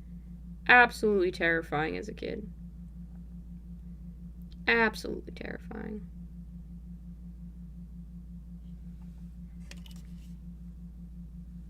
That looks good. That looks good. I'm happy with this. I think I need to paint some straps on the dress, because there's a couple. I'll probably just do them in like a leather color. We're getting closer. We're not at the part where I can put the wash on yet, but we're getting closer. Need a Care Bear Beastmen army next. Ooh. There's a concept. Look, hang on. I don't remember what Beastmen look like. Let me Google it. Beastmen Warhammer. You can't just Google Beastmen. You're gonna get all kinds of results. Let's see what we got. What do we got? Oh, they're like little goat people. Yeah, they're pretty cute. These guys are totally due for a range refresh, though. Hello, old sculpts. I feel like there could be more than just goats in this army. Is it all goats? Why call them beastmen if they're all goats? Start collecting box is mainly goats with a big goat. I guess you could do that. I think Care Bears had a goat. Or a sheep. It had something that had little horns.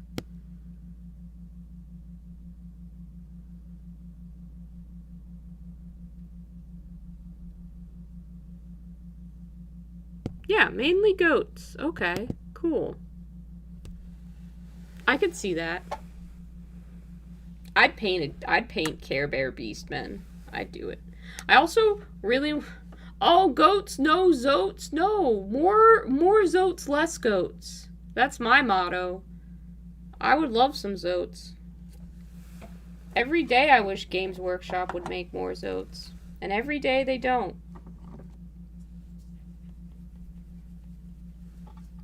Make more zoats, Games Workshop. I want a little zoat, like a baby zoat. A baby zoat would be really cute. Cute little baby zoat. You know, like they have little baby goblins that just run around and do silly stuff. Like, can I have a zoat doing something silly? It can be like eating a burger, or it can be painting a shield. You could be reading a book. I don't know, just zoats in general. What we really need is, we need a zoat eating a bowl of cereal, because I learned that zoats supposedly survive on a substance called Zodabix. And I learned that in a Midwinter Minis video, where he reads an old Rogue Trader codex about zoats. And I think that's freaking hilarious, so I'd love a zoat with a bowl of cereal. I think that would be ideal. I could make that happen. I could probably sculpt a tiny bowl. I just need another zoat. The thing is, zoats are so fucking expensive. Both of the zoats I bought were like Forge World only, or the expansion to Blackstone Fortress, right? So they're like $60, and I'm like, what the fuck, man? This is one model. This is one model. And I'm rolling shipping into the price, and I may be exaggerating slightly. But it's a lot of money for a single zoat. You get me? They're not cheap. This was back when I had money. I don't have money as much now. I am priced out of zoats as a thing, I guess, if they come out with another zoat. And I'd love to get like old zoats, the old metal ones. But they're also kind of expensive on the resale market. So, I haven't been able to acquire them either, which is a shame.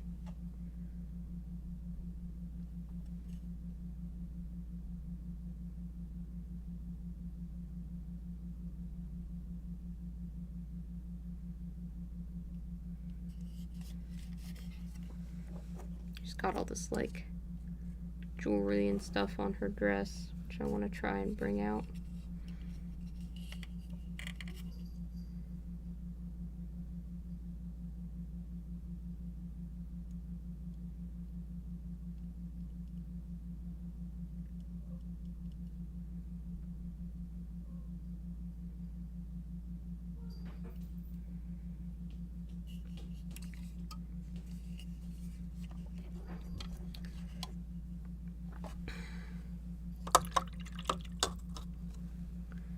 Gotta get proxy oats? Do people make proxy oats?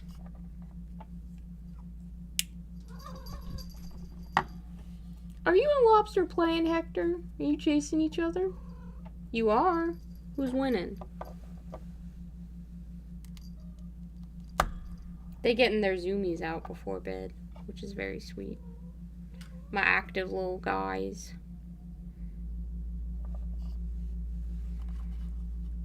Okay.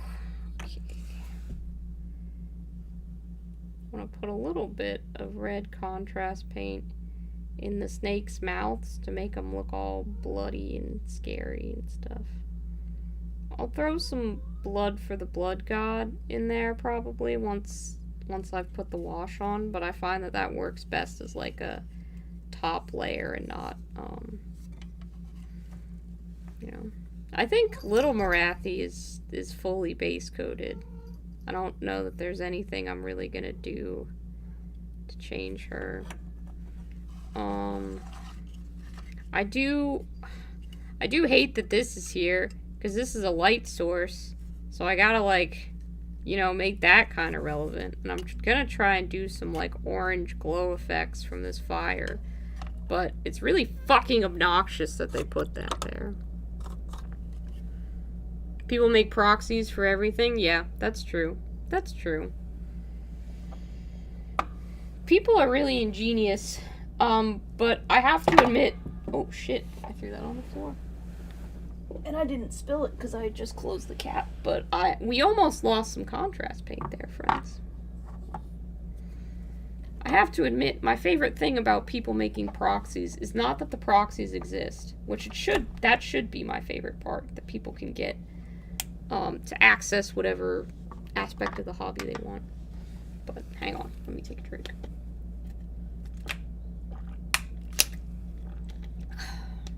No, what my favorite aspect of that is seeing the, like, store brand names that people have to come up with for, like, a Space Marine.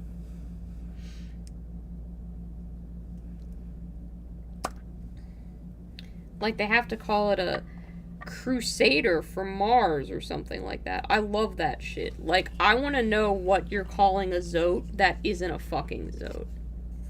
Also, let's talk about how there is a Zote in Book of Boba Fett. Like, I'm sorry, there's no way that creature that came up out of the sand to attack that little Tusken Raider was not a fucking Zote. I know it's a Zote when I sees one, and that was a fucking Zote. So they got all the fucking spice from Dune, which I already had to have a harrowing experience with just watching Dune as a film, which... that's a hot, spicy take for another day, but, Then I watch Zotes in Star Wars. I mean, don't get me wrong. I'm happy. I'm a fan of seeing a Zote on the big screen. But you can't convince me that wasn't a Zote. I'm hearing my cats cause some chaos in the other room. I think they knocked over my silverware. Are you guys being chaos? Think this is the right time to be worshipping corn?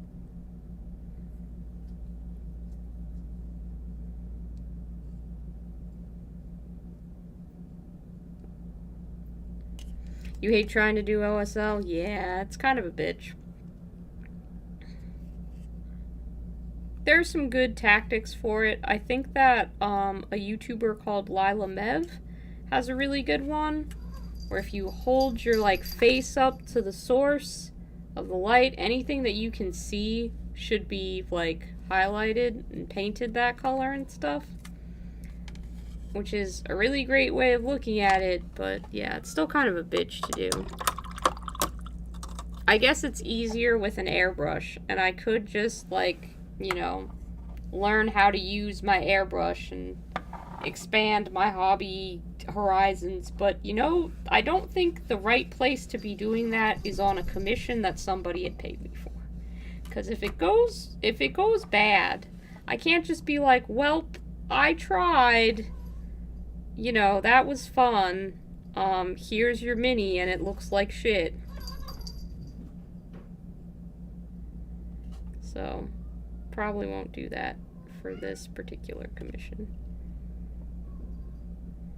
For now, I'm just gonna base coat the fire. I'll probably wet blend a nice fire a little later, but this is gonna totally work as a base coat.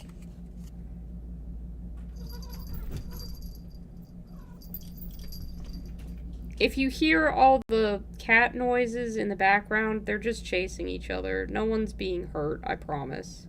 If you have cats that play with each other, you know how it be. But for anybody that might be concerned, they are fine. If you hear some sounds of cats fighting, I will break it up if it gets intense, but they do this. Nothing to worry about. Totally normal. Airbrush is a pain. It makes things easier in a lot of ways, but it's like, welcome to your new hobby, airbrush cleaning. Yeah, that sounds right. How come every time they make a fancier tool, they make it harder to clean? Gotta get going. Good night. Thank you for joining us. Thanks for hopping on, being one of the first to hop on the Discord. Love having you there.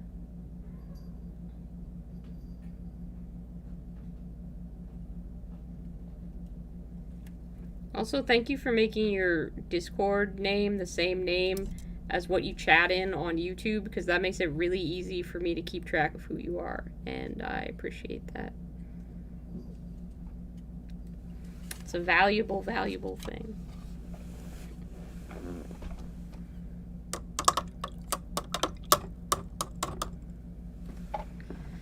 Alright, I think if we let that fire dry, then we could put a wash on this and say that is some progress that we made. It's cool to have a place to share your funny little projects. Yeah, you've got some great projects, and I'm very excited to see them develop. It's gonna be great to watch that come along. I'll have to remember to keep checking back. I hope that anyone who's posting stuff in the Discord right now isn't like, wow, everybody's ignoring what happened. Why isn't Fives there? It's because I'm on a stream right now. Makes it a little difficult to comment on some stuff, but you know, I'll get to it. I promise. Just want to keep it simple. Yeah, it does. It helps simplify things for me. I still haven't bought a big brush to actually apply the wash with, which makes me think that maybe I won't put the wash on tonight. I don't know, because I could go out and I could get a brush. Ugh, indecision, thou art a bitch.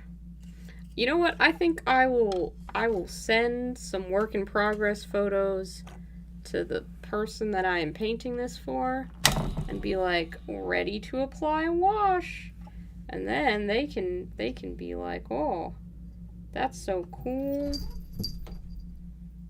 You're making some progress. That's what we're gonna do. Excuse me while I just twist this camera around to take photos in the middle of the stream. But if I don't remember to do it now, it's unlikely I'm gonna remember to do it later. And this counts as hobbying. Absolutely counts. I'm gonna count it anyway. You're not a captive audience, so you can leave anytime you want to. I hope that you don't. I like that you stay here. You hang out, but...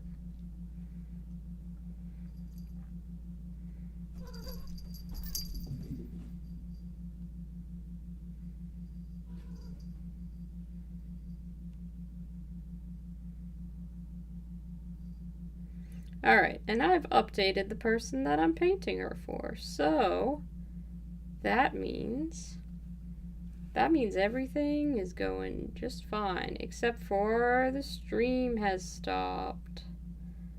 Let's see if we can restart that. There we go. Probably when I took photos with my camera, it didn't work so well with everything being broadcast. Yeah, the video is frozen now. Let me see if I can fix that. It probably stopped because I was taking some photos. So let me see if it comes back. I think it's back. It should be back in the next couple of minutes. Yeah. Yeah, okay, we're back. Sorry about that.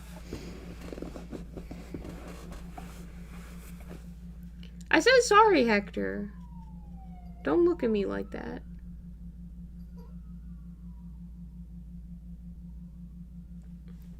An ambulance drove by and he saw the light in the windows, so now he wants to go investigate that, which is quite cute. Okay, let's put the Shadow Queen over here, where she is safe, and Morathi over there, where they are safe. Oh. I keep getting afraid that I'm gonna bump her into something and totally ruin her. Hey! Be nice. Play nice, boys. Alright, let's see. What am I gonna work on? I have a box of some Blood Bowl minis that I primed. Got a few Blood Bowl guys that I could just start kind of slapping some color on. I'm kind of in the mood to base coat, and I don't really want to do anything intense right now. So we could paint some Skaven. I seem to have a lot of Skaven. Got this elf guy that I kind of like. He's cool. Mostly Skaven, though.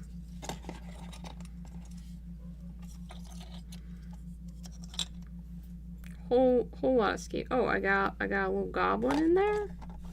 Little bonus goblin. I got some. And some other elves. I think I need to redo these elves. I didn't get the Zenithal on that part too good. Yeah, they're missing some bits, but you know. I don't know. I could paint a Skaven. I could do one.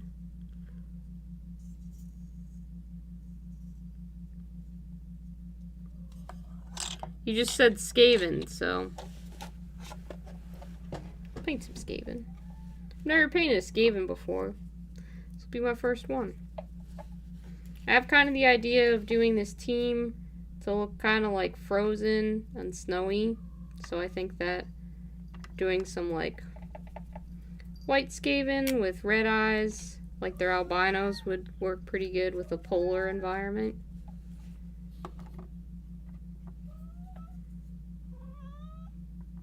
Hector doesn't seem to think so. He's protesting, but he doesn't get a vote. This is not a democracy. This is a religious oligarchy in which Games Workshop is the god that we worship and devote so much of our lives to, Hector.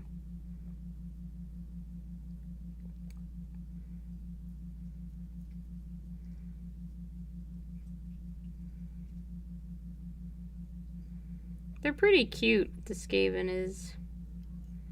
Just little rat guys. They're just kind of hanging out. Doing their little rat Skaven stuff. I tend to think everything in Warhammer is cute. I don't know if that's a blessing or a curse. Maybe that's why I don't like Nurgle. It's the one thing I haven't figured out how to make adorable. I've tried.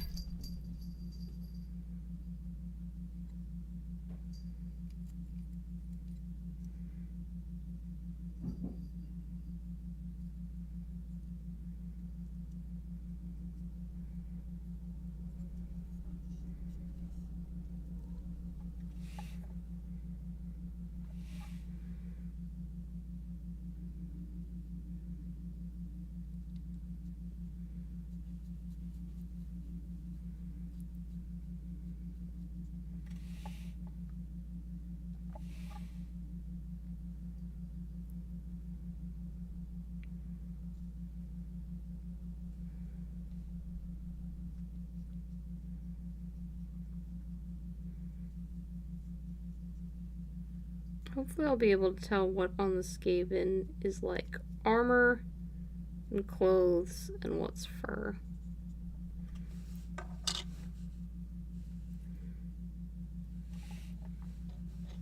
Because that can be a big problem for me sometimes. I think I need, honestly, just some better lighting on my hobby desk. Which, you know, is a relatively inexpensive fix. But I don't own any lamps, so I need to go buy one and get that sorted out.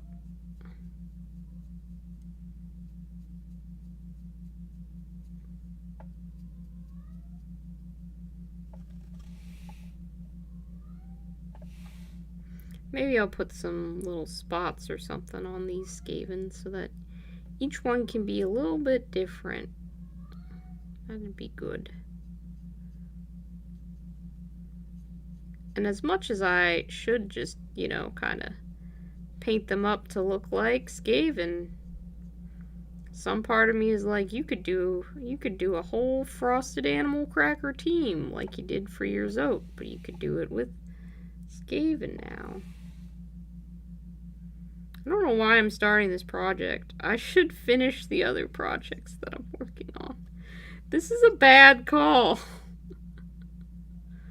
Oh, Lord. So many other things to do, but that's fine. It's fine. It's hobbying. This is what felt right, then this is what felt right. You have a magnifying LED lamp? That sounds cool. That's probably super helpful. Hector was meowing about that very strongly, so he probably thinks we should get a magnifying LED lamp.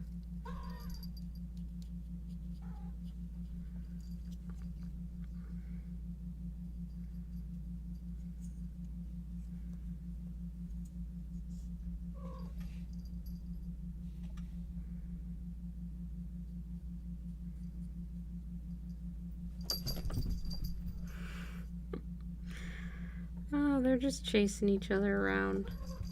So cute.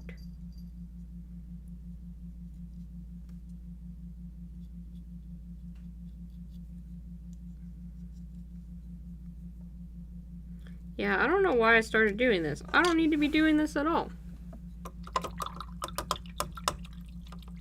Paint on a mini is never a bad call. It really isn't. I guess I just kind of want to see how my Skaven color scheme would come together, so there's a small part of me that's just like, paint up a Skaven really fast and see what happens. I mean, it's not a terrible idea. It's just also, you know, I guess I keep saying it's not what I need to be doing, but it feels wrong to need to do anything in a hobby. It's like, yeah, this is just what I do for fun. Shouldn't be stressing about any kind of needs. I mean, obviously my commission needs to be finished at some point in the nearer future, but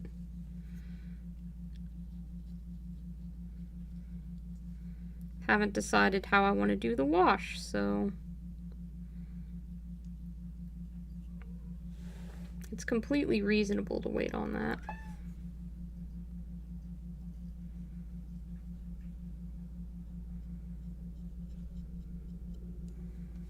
Sort of gonna slap some colors on and see how they look.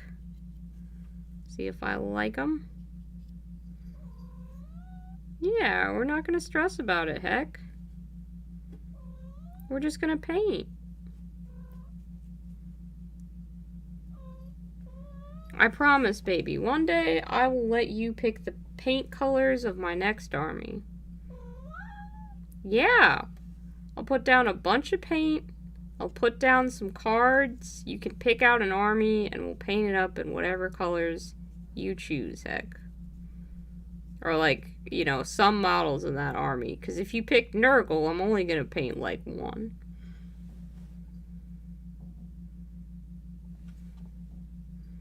He was very loud when we were talking about Tau the other night.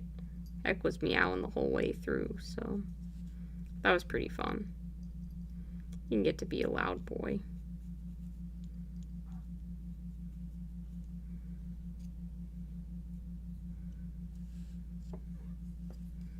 Probably they need to have like a pinkish tail, I think.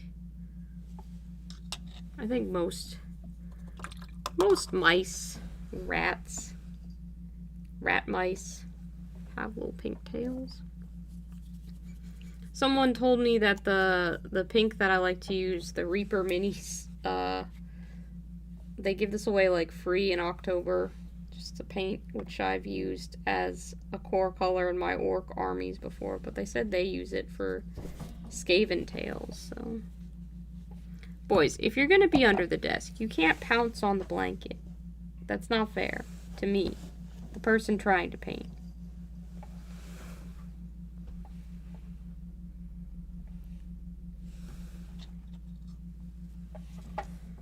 He demands Tau. Yeah, it seemed like he was really interested in Tau.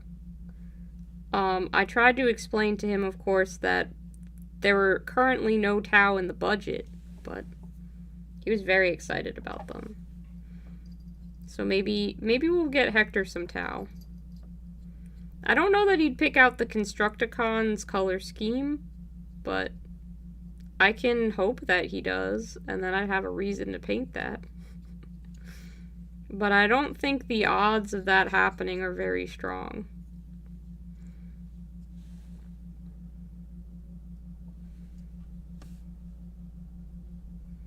It's amazing how quickly I will base coat something when it is not for a commission, and I can just be like, yep, I'm just gonna slap these colors on and not care how neat they are. This is just getting done. This is just for a trial. Like, the Skaven is gotten painted up so quickly already. Just because I'm like, yep, this is fine. This is fine.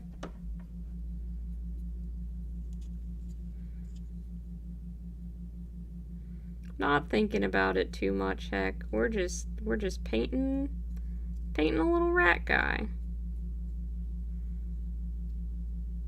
Hey. That's okay. You won lots of things but no time. I mean, you did make a really cool choice just by happenstance in that you chose cities, which I think is great. Because now you get, like, when you have time, you get to choose all kinds of really cool stuff to incorporate into your army crafts. You're so neurotic about commissions, and it paralyzes you to inaction. Yeah, it can be tough. I'm like, I need to do my best work all of the time. But then I'm like, when I showed my work to this person to be like, this is how I paint, are you sure you want this? They said yes, so they know the quality I can paint at. You're so pumped, you have so many choices. Yes. And like, I wanna talk through list building with you at some point, so you can see like what kind of stuff you actually need to build a playable army, if that's something you're interested in doing, so that you can be like, ooh, this synergizes good with that, and that'll work with this. So, you know, you can try some of that out if you want. I'm just randomly painting a Skaven because I don't apparently want to work on any of the many projects that I should be working on. We're just like, you know what, Skaven? This is just a test, though. This is a test color scheme to see if I like how it looks. I'm not taking it very seriously. But it looks kind of good. I ain't gonna lie. I'm not mad about this.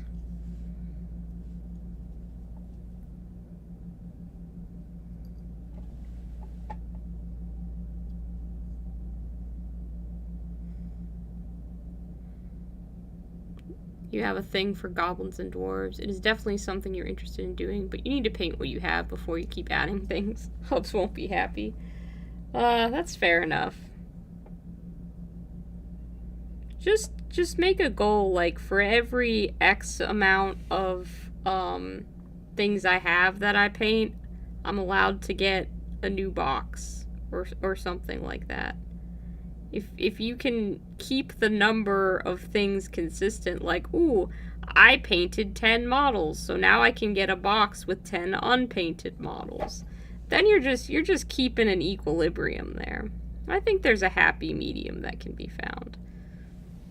I acquire a lot of stuff, but in general I also paint a lot of stuff, so I try to have things on hand. And for a while I was just buying stuff because I was like, sometime there will come a day where I do not have as much monies, and I will be happy that I have stuff lying around that I can paint. And those days have come. I'm in the not having so much monies days.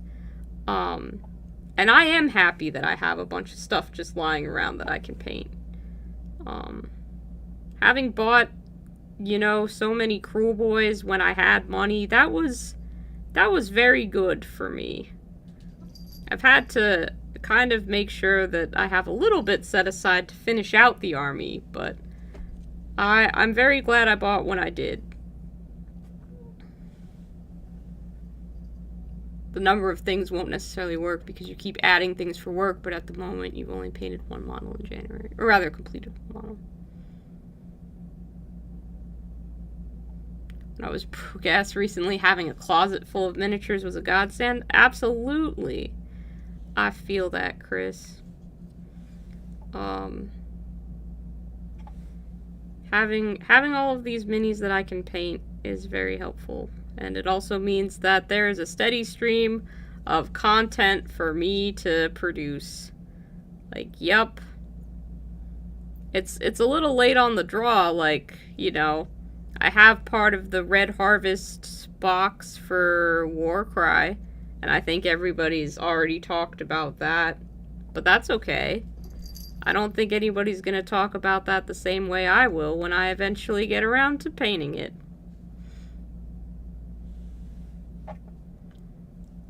Yeah, you have that 3D printer.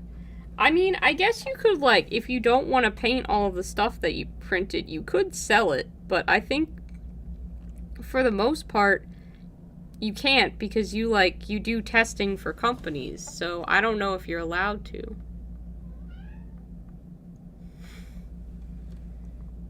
Oh man, $12 a month for hobby stuff? That's barely a brush and a bottle of paint. That's some lean hobbying times right there.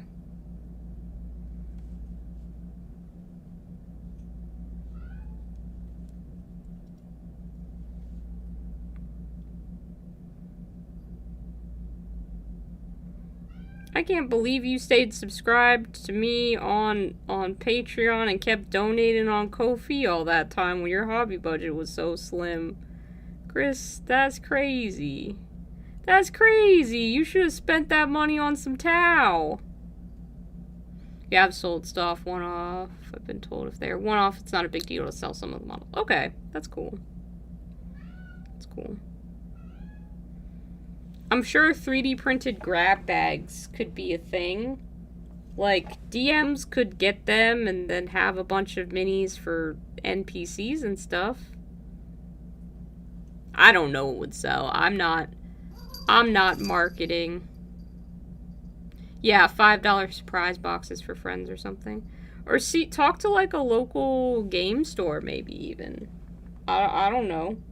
That guy that was selling stuff, maybe he'd be like, yeah, sure, I'll stock them in the back or something. I'm sorry, I'm so bad at marketing. I have literally no idea what I'm talking about. Do not take my advice. I mean, that's not a bad color scheme. He kind of looks like a hockey player, but that's a sport. Hockey is definitely a sport. You kind of finally caught one of my streams when you had paint motivation. Yay! Well, welcome. Thank you for joining us. Spakiko? Is that how you pronounce your username? I'm sorry if I read that wrong. We're happy to have you here. What are you painting right now? I would love to know.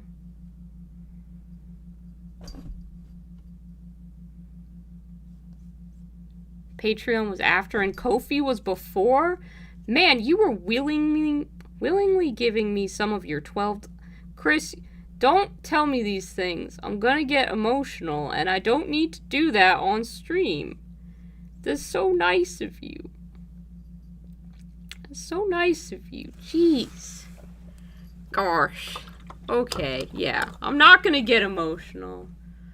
Got it right first try. Hell yes. Wins. Wins and emotions all at once.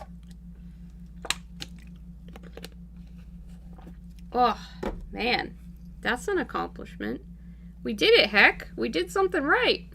Hector's right over here. My cat. He's wandering around. I hope you can see him, but he's hanging around for moral support. As he always is. Do not climb into this cabinet. I've told you no. There are models in there, and you can't go in there. I have secret projects in there.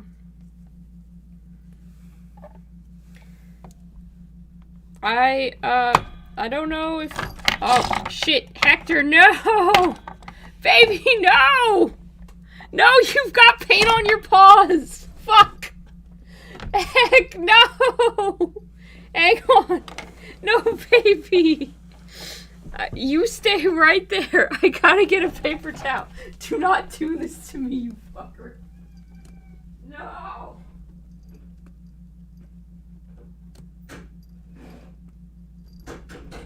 Hector, if you've moved off that desk. No, you were a good boy. You stayed right where I told you to. Okay. Okay, baby. Ooh. Hang on. Nope. Nope. Which paw did you get paint in? Which paw did you get in the paint? It's this one. It's that back one. Hang on. I don't know where you struggle busting off to, sir. Calm down.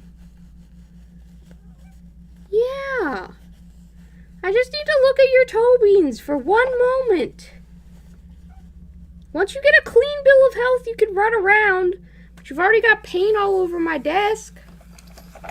I told you not to do that. I told you not to. Come here. Come here. That toe bean's... Nope. That toe bean's not clear, Heck. You got pink paint all over. Hang on. Hang on, buddy. I don't want you to lick it off. Sorry for the stream interruption.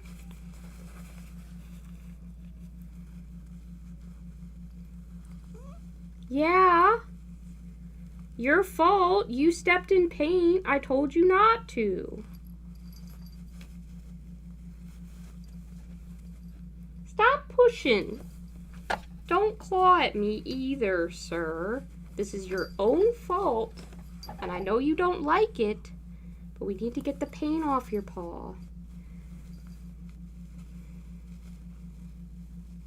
Just calm down, sweetheart. You're okay. You're okay. You're okay. There you go. Was that so difficult? Was that so hard? Did you have such a bad time? Yeah. Well, next time, don't hop up on my desk and get paint everywhere.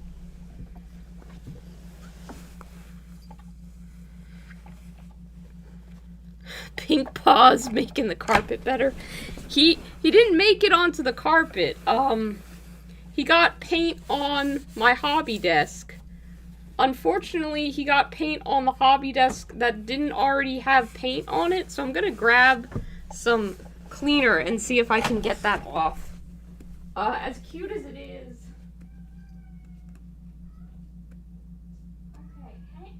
Okay. Yeah, it's in the middle of the street. That's fine, guys. That's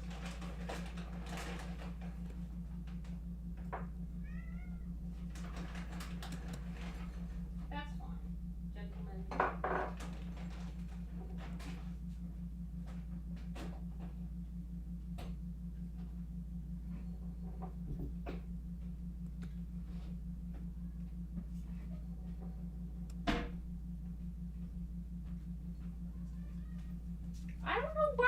following me, Lobster. I'm not doing anything in particular. I'm trying to get your brother's pink paw prints off of the wood of this desk with a baby wipe, because that is what I have available. Fortunately, Hector is in fact a baby, and that seems to be pretty effective. I almost want to leave one there just to commemorate, but this is a nice desk that maybe I don't want to do that on. He almost got it on my book of Warhammer monsters too, which I would have been a little bit more upset about. Okay. Pink paws have been cleaned off the desk. I've also realized that my desk had a little bit of dust on it that maybe I should have cleaned before. But that's okay.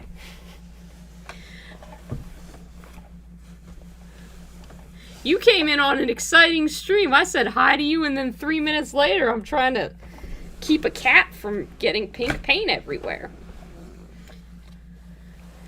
You're painting a Deathwatch lieutenant as a gift for a friend. Deathwatch, is that not Nurgle? What is it with me literally being like, Nurgle is the creepiest, scariest thing in the world, and then everybody who paints Nurgle is just like, you know where I want to hang out? I want to go to Fiverr's stream and watch them paint, when I'm just gonna fucking say mean shit about Nurgle the entire time. I don't get it. Very action-packed, yeah. Usually these streams are pretty chill, but that one got a little spicy. That one got a little bit action-packed. Don't worry, Hector's fine. He's now eating dinner in the other room.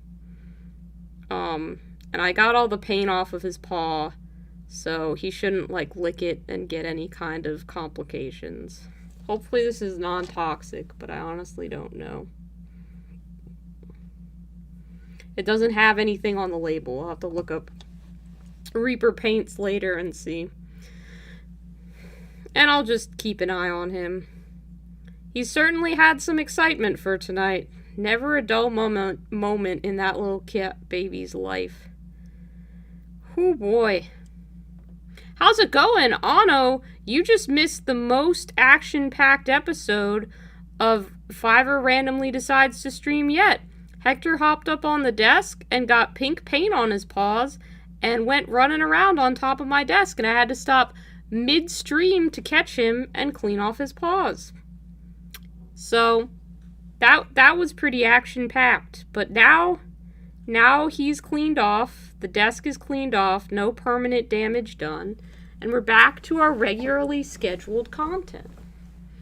Also, Anno, I don't know if you know, because I can't remember what everybody's various usernames on different things are, but we have a Discord server now.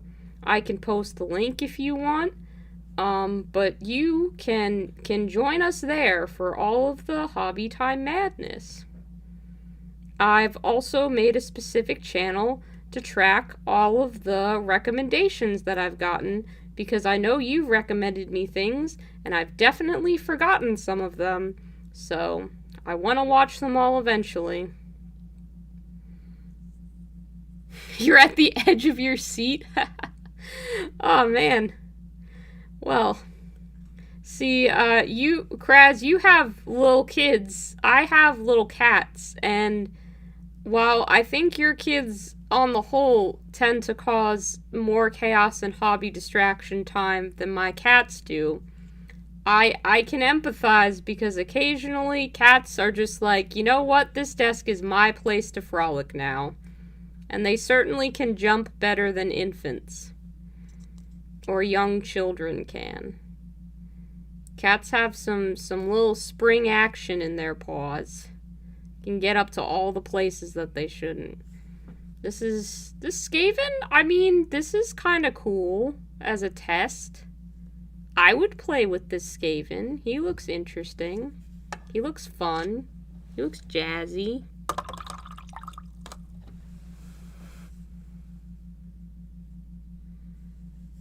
I like that I have had, like, peak viewership for this stream at the point in time in which I was not on the stream. I was cleaning a cat's little toe beans. That's great analytical data. Thank you for that, YouTube.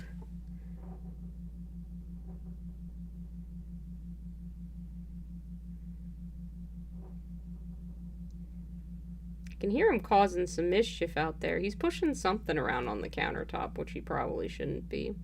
But this cursed house that I purchased has carpet in the kitchen, so even if it makes it onto the floor, it probably won't break.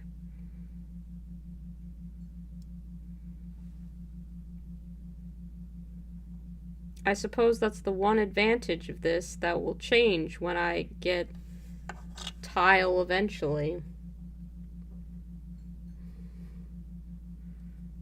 You own a Age of Sigmar book. How do I know what edition it was published for?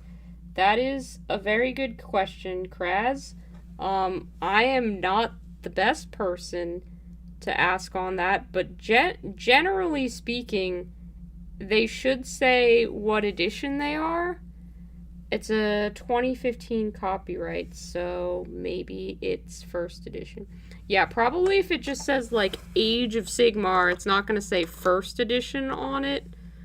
Or first, what the fuck are they called? Series, oh fuck, I don't remember what they call their little partitions. Let me see. I think they are editions. 2015 Age of Sigmar. Let me just Google. What edition were we? That looks like first edition. Age of Sigmar, but I don't know for sure. Okay, let's see. The box at the time was okay. Because that's going to be the easiest way to figure it out. Well, it looks like we have Stormcast versus Khorne as the big box. Stormcast v. Khorne box. Or, I don't know. Would it be Khorne or would it be Slaves to Darkness? Age of Sigmar starter set. Yeah, it just looks like that would be first edition. That's what I want to say, because it just says Age of Sigmar. It doesn't say, like, second edition.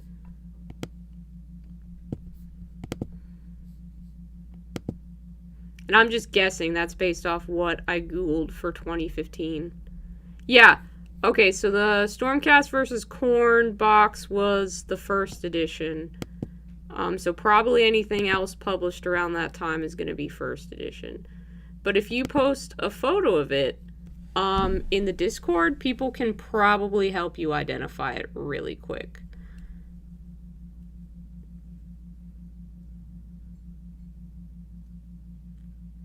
Yeah, thank you, Ano, for Googling that. Yeah, first edition if it has Stormcast and Khorne art.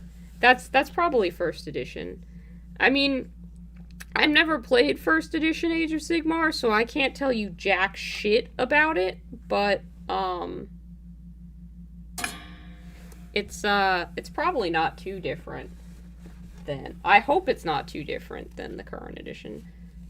The lore is probably pretty consistent, depending on what book you have. The lore probably hasn't changed all too much edition to edition. Like, there's probably some additional characters that don't feature in the lore in the first edition that are now there in third. But I'm pretty sure the, like, state of the world and stuff like that won't have changed too much. Because, like, I can only go off having had both 8th and 9th edition Warhammer 40k. I came into Age of Sigmar pretty much at the start of 3rd edition. The only 2nd edition Age of Sigmar things that I have a Night Haunt Battle Tome. That's 2nd edition. But I don't think they've put out they haven't quite put out yet the 3rd edition Night Haunt Battle Tome, but they just announced it with the new box, I think. But the lore should be pretty consistent. Because I know you were kind of wanting to know a little bit about, like, the world and stuff. And depending on what book you have, that could be a halfway decent source for some information. If you just have, like, the Stormcast versus Khorne, either the Stormcast Battle Tome, or better yet, the actual rulebook for Age of Sigmar First Edition, that should give you some insight into the state of the world. Which you might find very helpful. You might find not helpful at all. I can't really be the judge of that. Because I don't know exactly how you prefer to engage with stuff, but you know, it's there.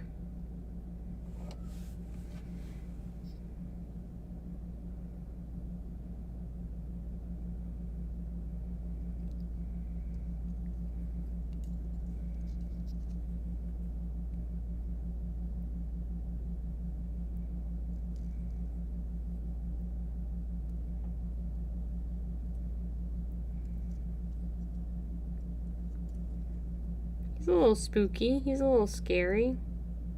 Skaven. Spooky, scary Skaven. Gonna play Blood Bowl.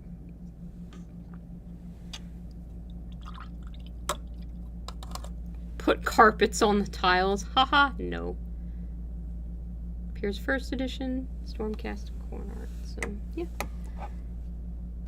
Is that another score that you picked up from that store that was having a sale, or is that just something that you already kind of owned and had lying around? Kraz got like this crazy good deal on a Star Collecting box. Low-key jelly, but very happy that it happened to be Cities of Sigmar.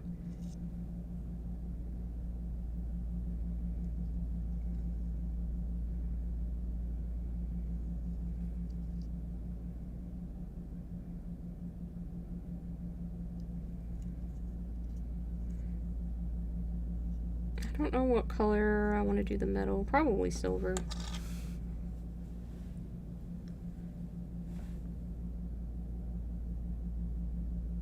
Aww. That's so cool, Chris. You told your cousin who's getting into Warhammer you'd buy her a box, and she said she wanted to explore the lore more before choosing. I pretty much knew I was going to go with orcs for 40k. I don't even think I spent a minute debating it. It was orcs all the way. I tend to pick my armies by impulse and vibes, which is not always great for choosing something that I'm gonna do well with. I do actually think Tau and I will get along, because as much as I say that I like to run in and be choppy with my armies, I don't. I'm so afraid of my guys dying that oftentimes I will hold them back and be like, no, I want you to survive. So Tau would probably be a good choice for me.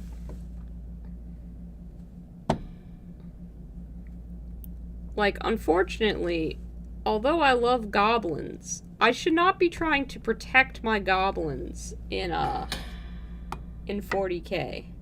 They're not meant to be protected. They are supposed to be cannon fodder, and your army does not work as well when you are protecting goblins. That is a fact.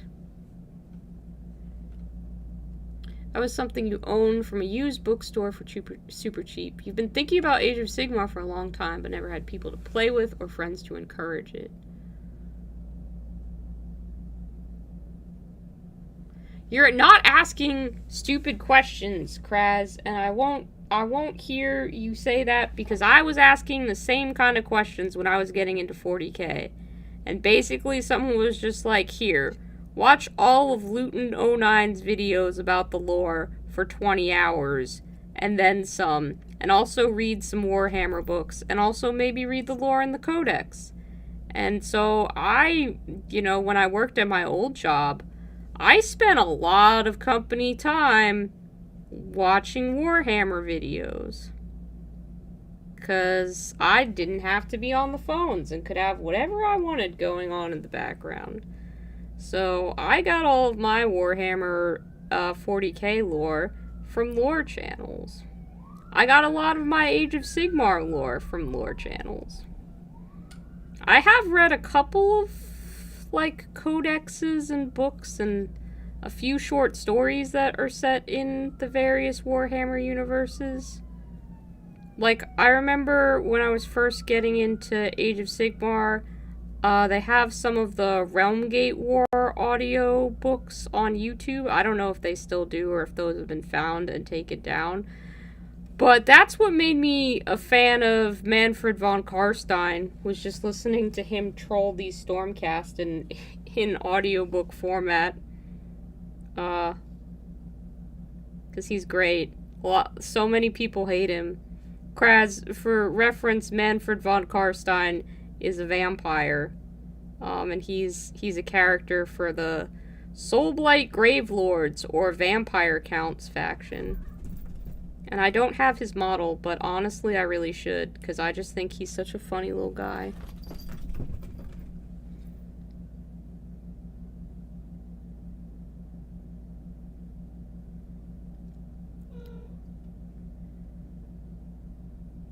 Already an idea for a theme for the Tau? Yeah. I have so many Tau themes, but I would love to have Tau, but I can't afford them right now. So, as much as I keep talking about how much I want Tau, I'm not buying Tau anytime soon, so don't expect to see Tau. I don't have Tau money right now. From the beginning, yeah, know from the beginning that you can never know it all. That's very true. So much of the Warhammer lore is written in, like, from first-hand accounts and stuff like that, and it will often contradict other bits of the lore because it's somebody else's perspective on it. So even if you read a lot of different stuff, it's up for interpretation. That's why I don't feel bad that I'm like, my cruel boys aren't actually cruel boys, because the lore is so freaking vast. I'm like, yeah, it allows for that. It's fine.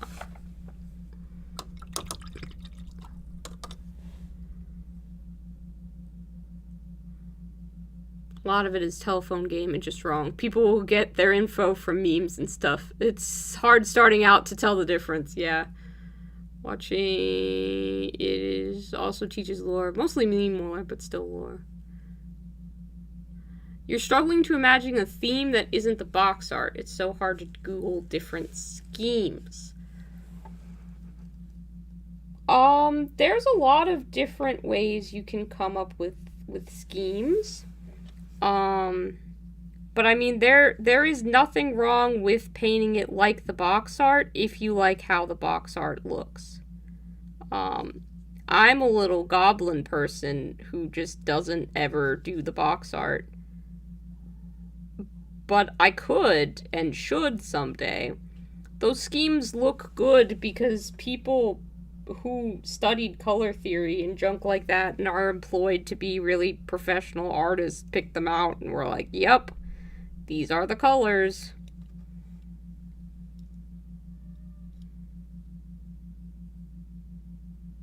Paint a bunch of orc and Tau colors and say that they believe in the greater good of the warg.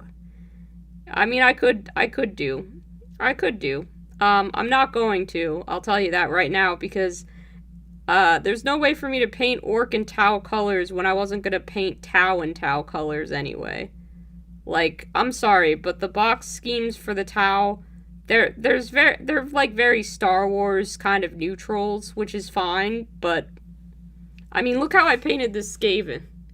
I don't really do neutrals. We did paint them up pretty quickly. Like, that's a decent base coat. I'm gonna think about how I like this color scheme before committing to an entire Blood Bowl team with it, though. But that's something. I'm gonna throw those back in the box that I got them out of, because I don't know if I want to do any more of them right now. But at least that's an idea. It's like putting it down on paper. How do I plan out color schemes, though? I did a video on how I plan out candy color schemes. I don't think you want to paint your army like candy, though, Kraz. In fact, I am willing to bet that you don't want to paint your army like candy. But let's see. You have the gray water fastness box, right?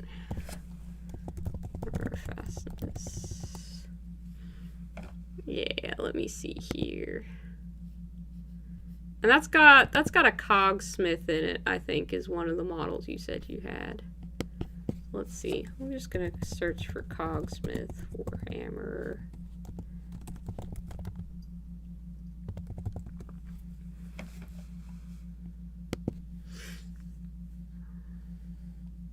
Okay, Google results. Yeah, I mean, there's some different color schemes on Google. Instagram really has a lot of, like, I've found that more so than anywhere, when I am trying to find people who have just painted something in a very different way, I find that Instagram is a really good place to see that most of the time, because people will just post that. Like, just searching for Cogsmith on Instagram, you get some, like, blue ones. You get... Oh, that's just a cat in a little steampunk hat. That's cute. That's not relevant, but it's cute. You get a couple different ones, I think. But yeah, they're mainly metal with, like, dwarf. That one's purple. That's kind of cool. I'm just scrolling through Instagram looking at pictures of dwarfs. I realize now that you can't see.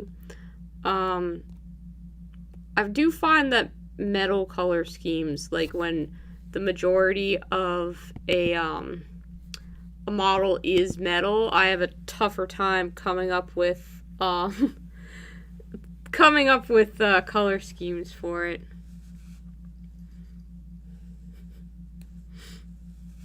Hey, Keegan. How's it going?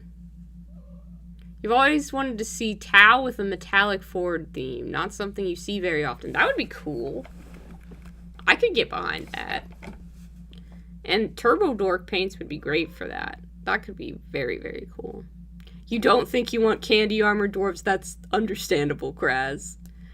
Maybe not neutral, but orcs in pristine gear could be nice. It could be. I'm probably not going to do it. I like a bit of weathering, a bit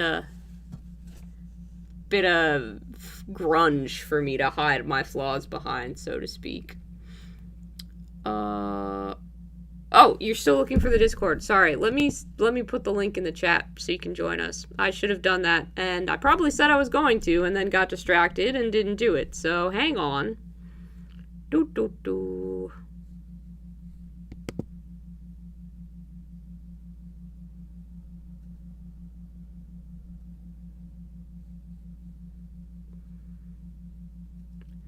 Oh, good. Okay. The person that I'm painting the Marathi for seems to like it so far, so that's good.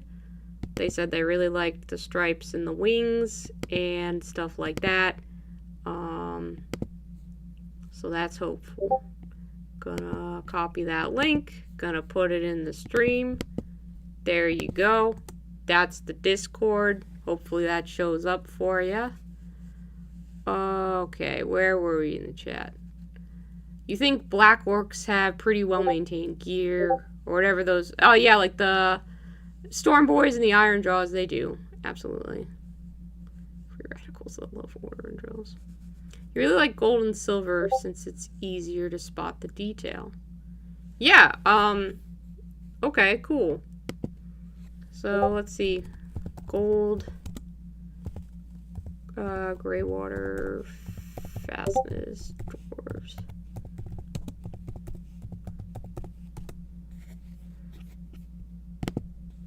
Nope. Pictures of them, yeah. With gold, I mean, gold will work, for sure. And gold and red is usually pretty classic. I don't know, though. Gold and red kind of bores me, and that could just be because I've literally been painting a giant gold and red snake lady. And if you like gold and red, you should go for it. But Let me see if I can find anything more interesting. I have a couple of issues of White Dwarf, which I can at least look through.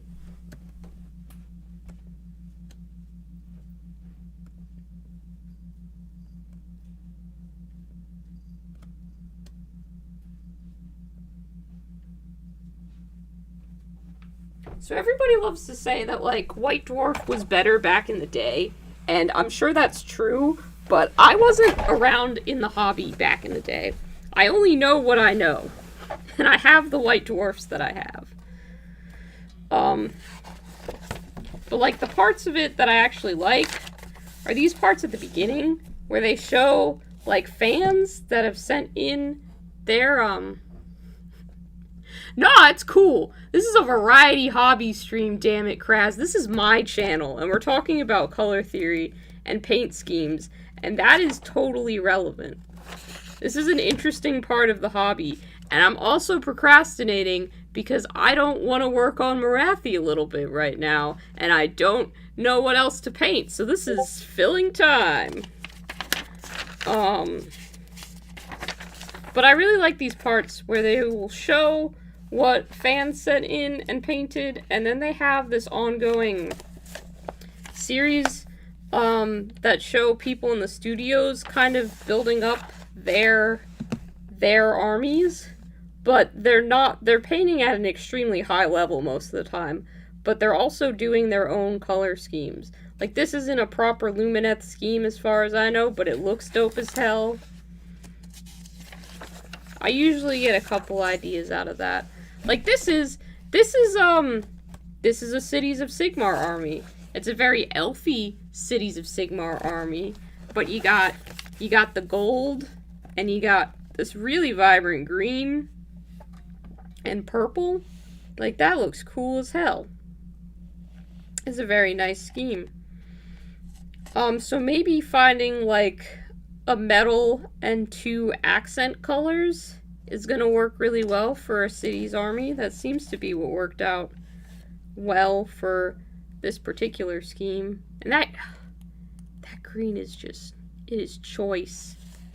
That's good. So yeah, I like looking at how other people have painted stuff. Oh, and this was even, I was talking about this the other day, because this is an Ideneth Deepkin, guy. The body of it is, but then they put one of the anteater thing's heads on it to make it all Slaneshi, which is cool as hell. I love that. Gonna go chat with some bros. I'll catch you later. Alright, Keegan, thanks for stopping by. Ooh, that would be cool.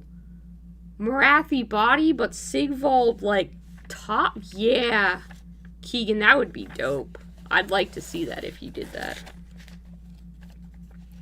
But I do find a lot of inspiration in just seeing how other people have painted stuff. Because it's not stealing exactly to look at other people's color schemes and be like, that's the part of that I like. But everybody in this magazine paints way better than I do. Which is cool as hell. I mean, I just like looking at pictures. Oh look, there's some dwarves. They got gold and like bronze, but they've also got like bluish. I'm not sure if these are the same dwarves that you have, but there's a dwarf color scheme in here, and it even tells you what colors of Citadel paint that they used for it. Which is kind of nice if you're looking for the specifics. But I got quite a few of these, so I can look through them afterwards, and I can just send you some photos of whatever color schemes are in here that I find cool. They got like painting tutorials and shit in here too if you want any of those. I don't know if any of them are going to be relevant, because mostly they're like, paint this space marine to look like a space marine, and I'm like, okay, could I not though? That's cool with the gold and the green, but also silver. I like that. Of course, there's some, oh man, Like, Nurgle is just so gnarly. Look at the... it's so gross. No. No, thank you. No, thank you. That's much better. That's a giant squig. I'm just looking at pictures. Creativity is reimagineering already existing stuff. Yeah, sometimes it is. This would be really cool for a dwarf scheme, too. Like this really deep forest green with the gold accents. That would be dope as hell. And I like this tree where they did like the white bark with kind of the green in it. That's really nice. That's a different way of doing wood. This is just going to be Fiverr looks through White Dwarf. That's what is happening for the next 10 minutes. Giant orc battle scene. Yes, please. So many people shit on this magazine because it's not like it used to be, and that's fine. People are allowed to have their opinions. But I like it. I bought a few issues, and then, you know, I didn't keep up with reading them, so I stopped buying them. But one day, I'll want to look at some paint schemes. I want to get updates on what's happening in people's Path to Glory armies and all that, and I'll just buy a couple again. But there is something about seeing these beautiful shots with fully painted armies and all the terrain and the little smoke effects. I don't know what about the theatricality it is, but I just love that. It's almost 5 a.m. Anno, go to bed. You gotta stop doing this. You stay up too late for these streams. We have a Discord now. You can talk with me at a reasonable hour. Go to sleep. Go to bed. Thank you for being here, though. Your contributions are always really valued. You're an important member of my small little community. But please, for the love of God, get some sleep. Oh, okay, this is cool. These are the, these aren't the dwarves that you have. These are the Catadron Overlords. But they've got like a rusty forge-looking scheme. I think it shows up best on this big model with the lava base. But that's really cool with this almost like burnished copper or oxidized iron looking stuff.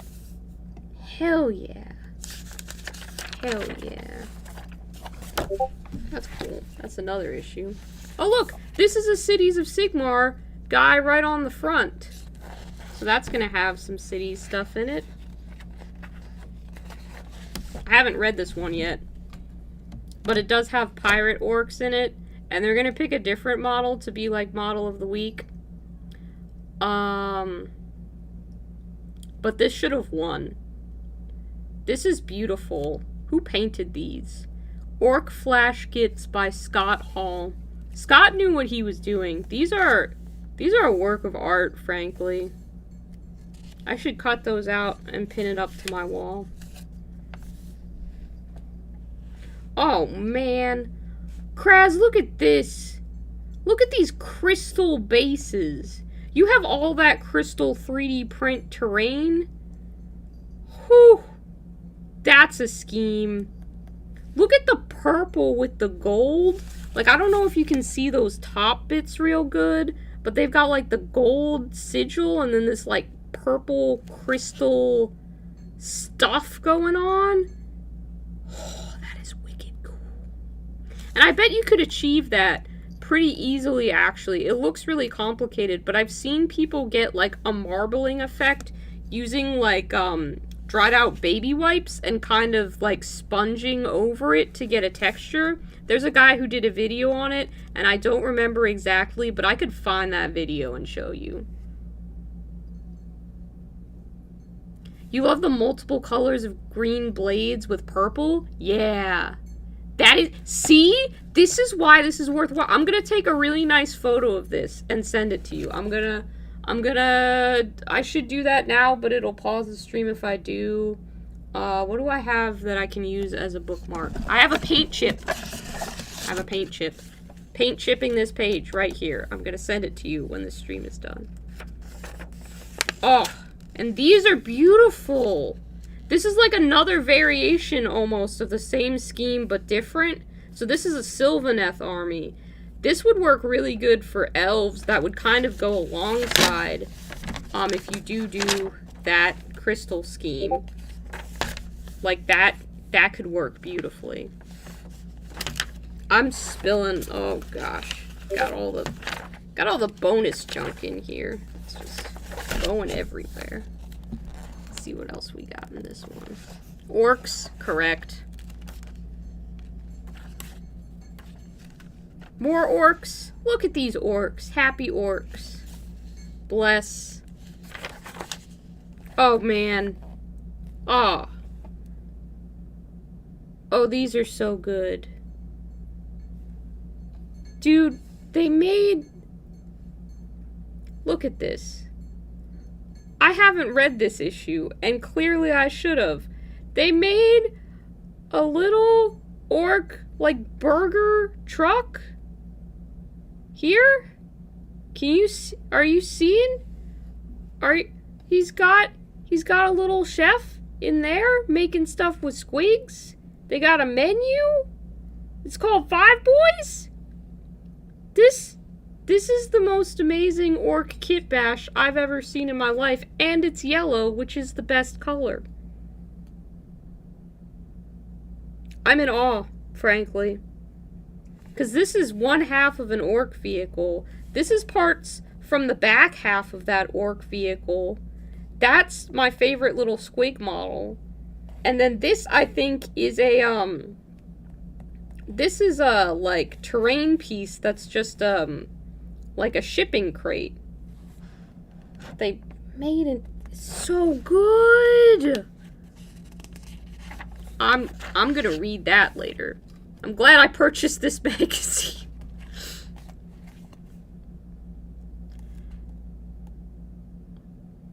Act, don't do this. You're making me want... Join us in Age of Sigmar, Chris. Join us. Join us.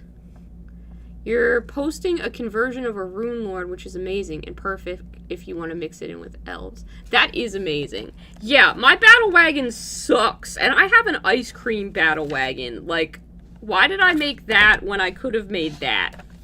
Holy shit. I'm sorry. I know we were supposed to be just looking at color schemes, but that was literally the best orc thing that I've ever seen in 5 minutes, and it took all of my attention. And I wish I knew the guy who made it so I could write him a letter and say, "Dear sir, I love what you did with these orcs here.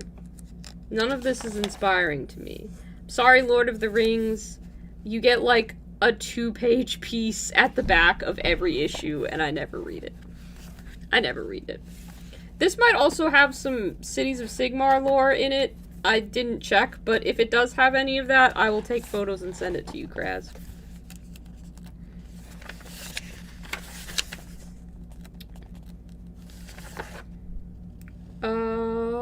What have we got here? That's kind of cool. That's a nice Night Haunt scheme.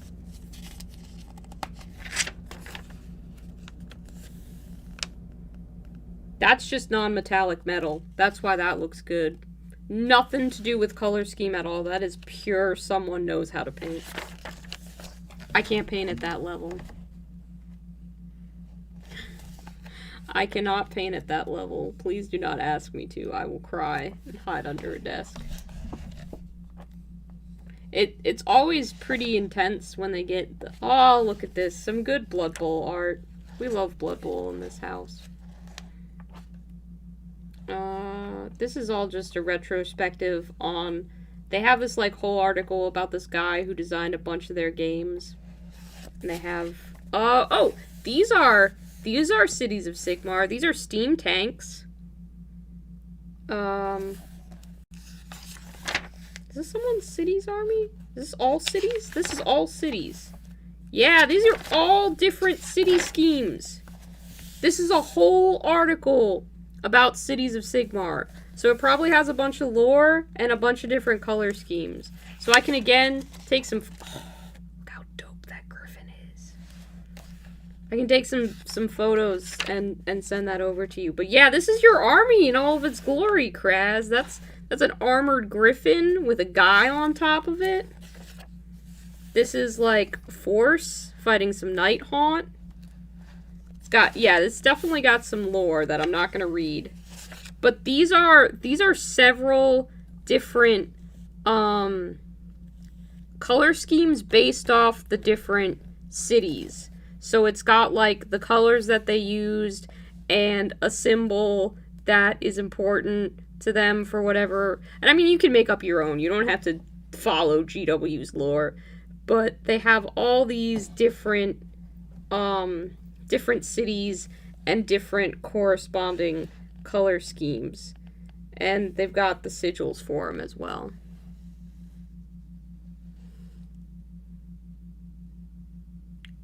Mark what issue that is. You're supposed to... Oh, right. Yep. I got my markers.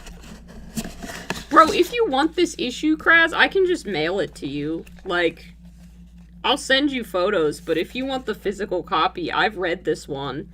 And frankly, there's not a lot for me in this one because they spend most of it just talking about a guy who designed games, which, I mean, is kind of cool. But there aren't a lot of orcs in this one. And I've gotten all I need out of this, like, information-wise. So if you want White Dwarf issue 466, you can have it. I will send that to you.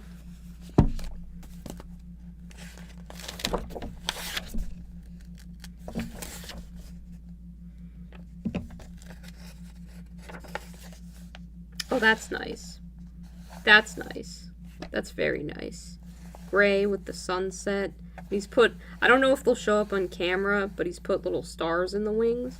And it's not like this is a waste of hobby time, because this is important to look at other people's art and determine why you like that art and what it is about it that you like. Like, that is a valid part of the artistic experience. It might not make for the best views on YouTube, but it is completely valid. And I ain't here for the views. I'm here for the hobby. And frankly, I've never been the one to get someone new into the hobby, so this is very exciting for me. Okay, look at that freaking Tyrannid Hive Tyrant. Like, Tyrannids are not rainbow. That is amazing. They made this look so gross and slimy, too. I love all the texture on that.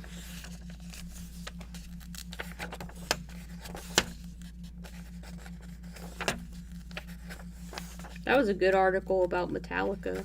Metallica, the Forge World, where some of these Adeptus Mechanicus hang out.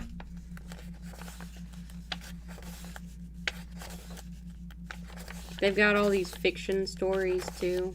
Which I like, frankly. I like a good bit of flavor for whatever I'm doing. Oh yeah, this was one with some of the White Dwarf dioramas. Not White Dwarf, Golden Demon. That's the painting contest. Too many color and then thing. Sorry, that sound of turning pages is probably not very fun to listen to. They've got these stupid cardboard tear-outs that are probably nice if you, like, have the particular thing that you need, but I don't, so I'm just like, I don't need this giant piece of cardboard.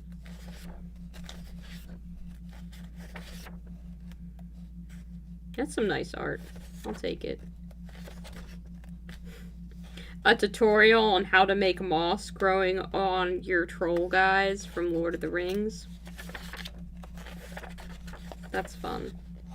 Anything in the back that we like? No. What are we holy cowling? Sorry, I wasn't there for that. Was that the Tyrannid? That was probably the Tyrannid. This one I just bought. This was a reissue that was like $1 that I bought. I just really like this little goat guy's face. I was like, that's fantastic. So, this was like when Silver Tower was their cursed city, essentially. I love these grot scutlins. I need some of those at some point. They're fun. But like the models in here are all pretty weird. Which is great for me. I love a good weird. Like this guy, I love this guy. The colors on him, fantastic. All of the eyes, love to see it. His little weird familiars, excellent. Yeah, it was the Tyranid Hive thing. Sorry, sometimes I get really interested in looking at art and then I forget to look up. We've got like 3 more magazines, 4 more that we could do this with. Let's keep going. And then we'll be, then I'll end the stream and go do something else for the night. Oh, hey.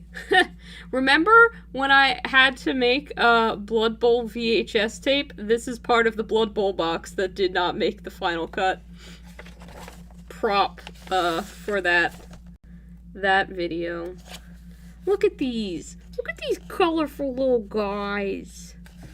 I'm sympathetic because goblins, but, you know.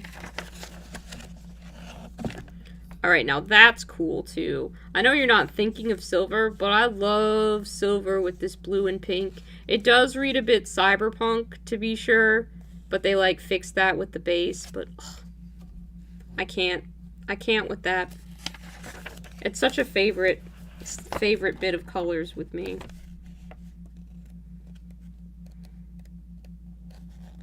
I think this one, yeah, this one's mostly, this has the 40k army for the Tale of Four Warlords, so that's not exactly what we're going for.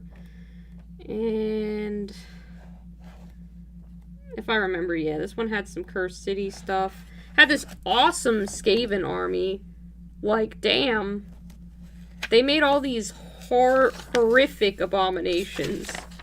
But this is kind of like, the same focus as what was in the cities section, but this is all for Skaven. Like, this giant centroid rat ogre thing that they created is horrifying and very cool, but yeah, they blended some Skaven with some Nurgle in this particular iteration. Very cool, but also terrifying. Baby crying. Alright.